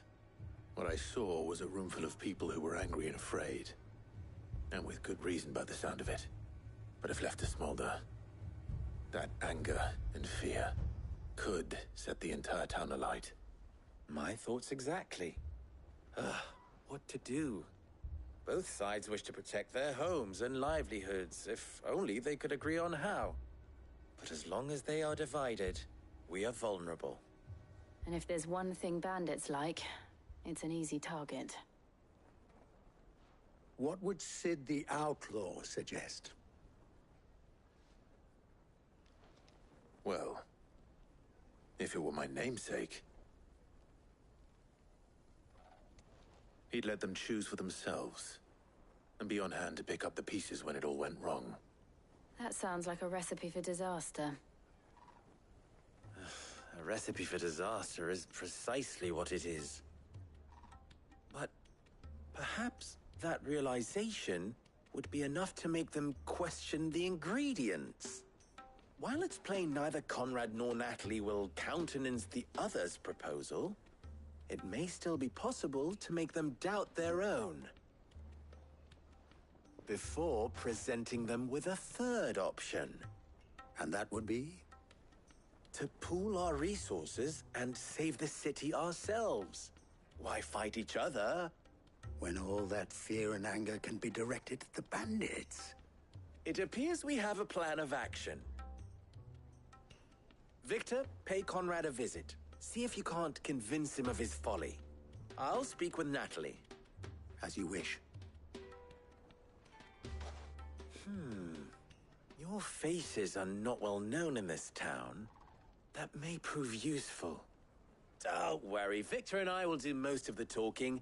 You need only play along. Play along? What he means to say is yes.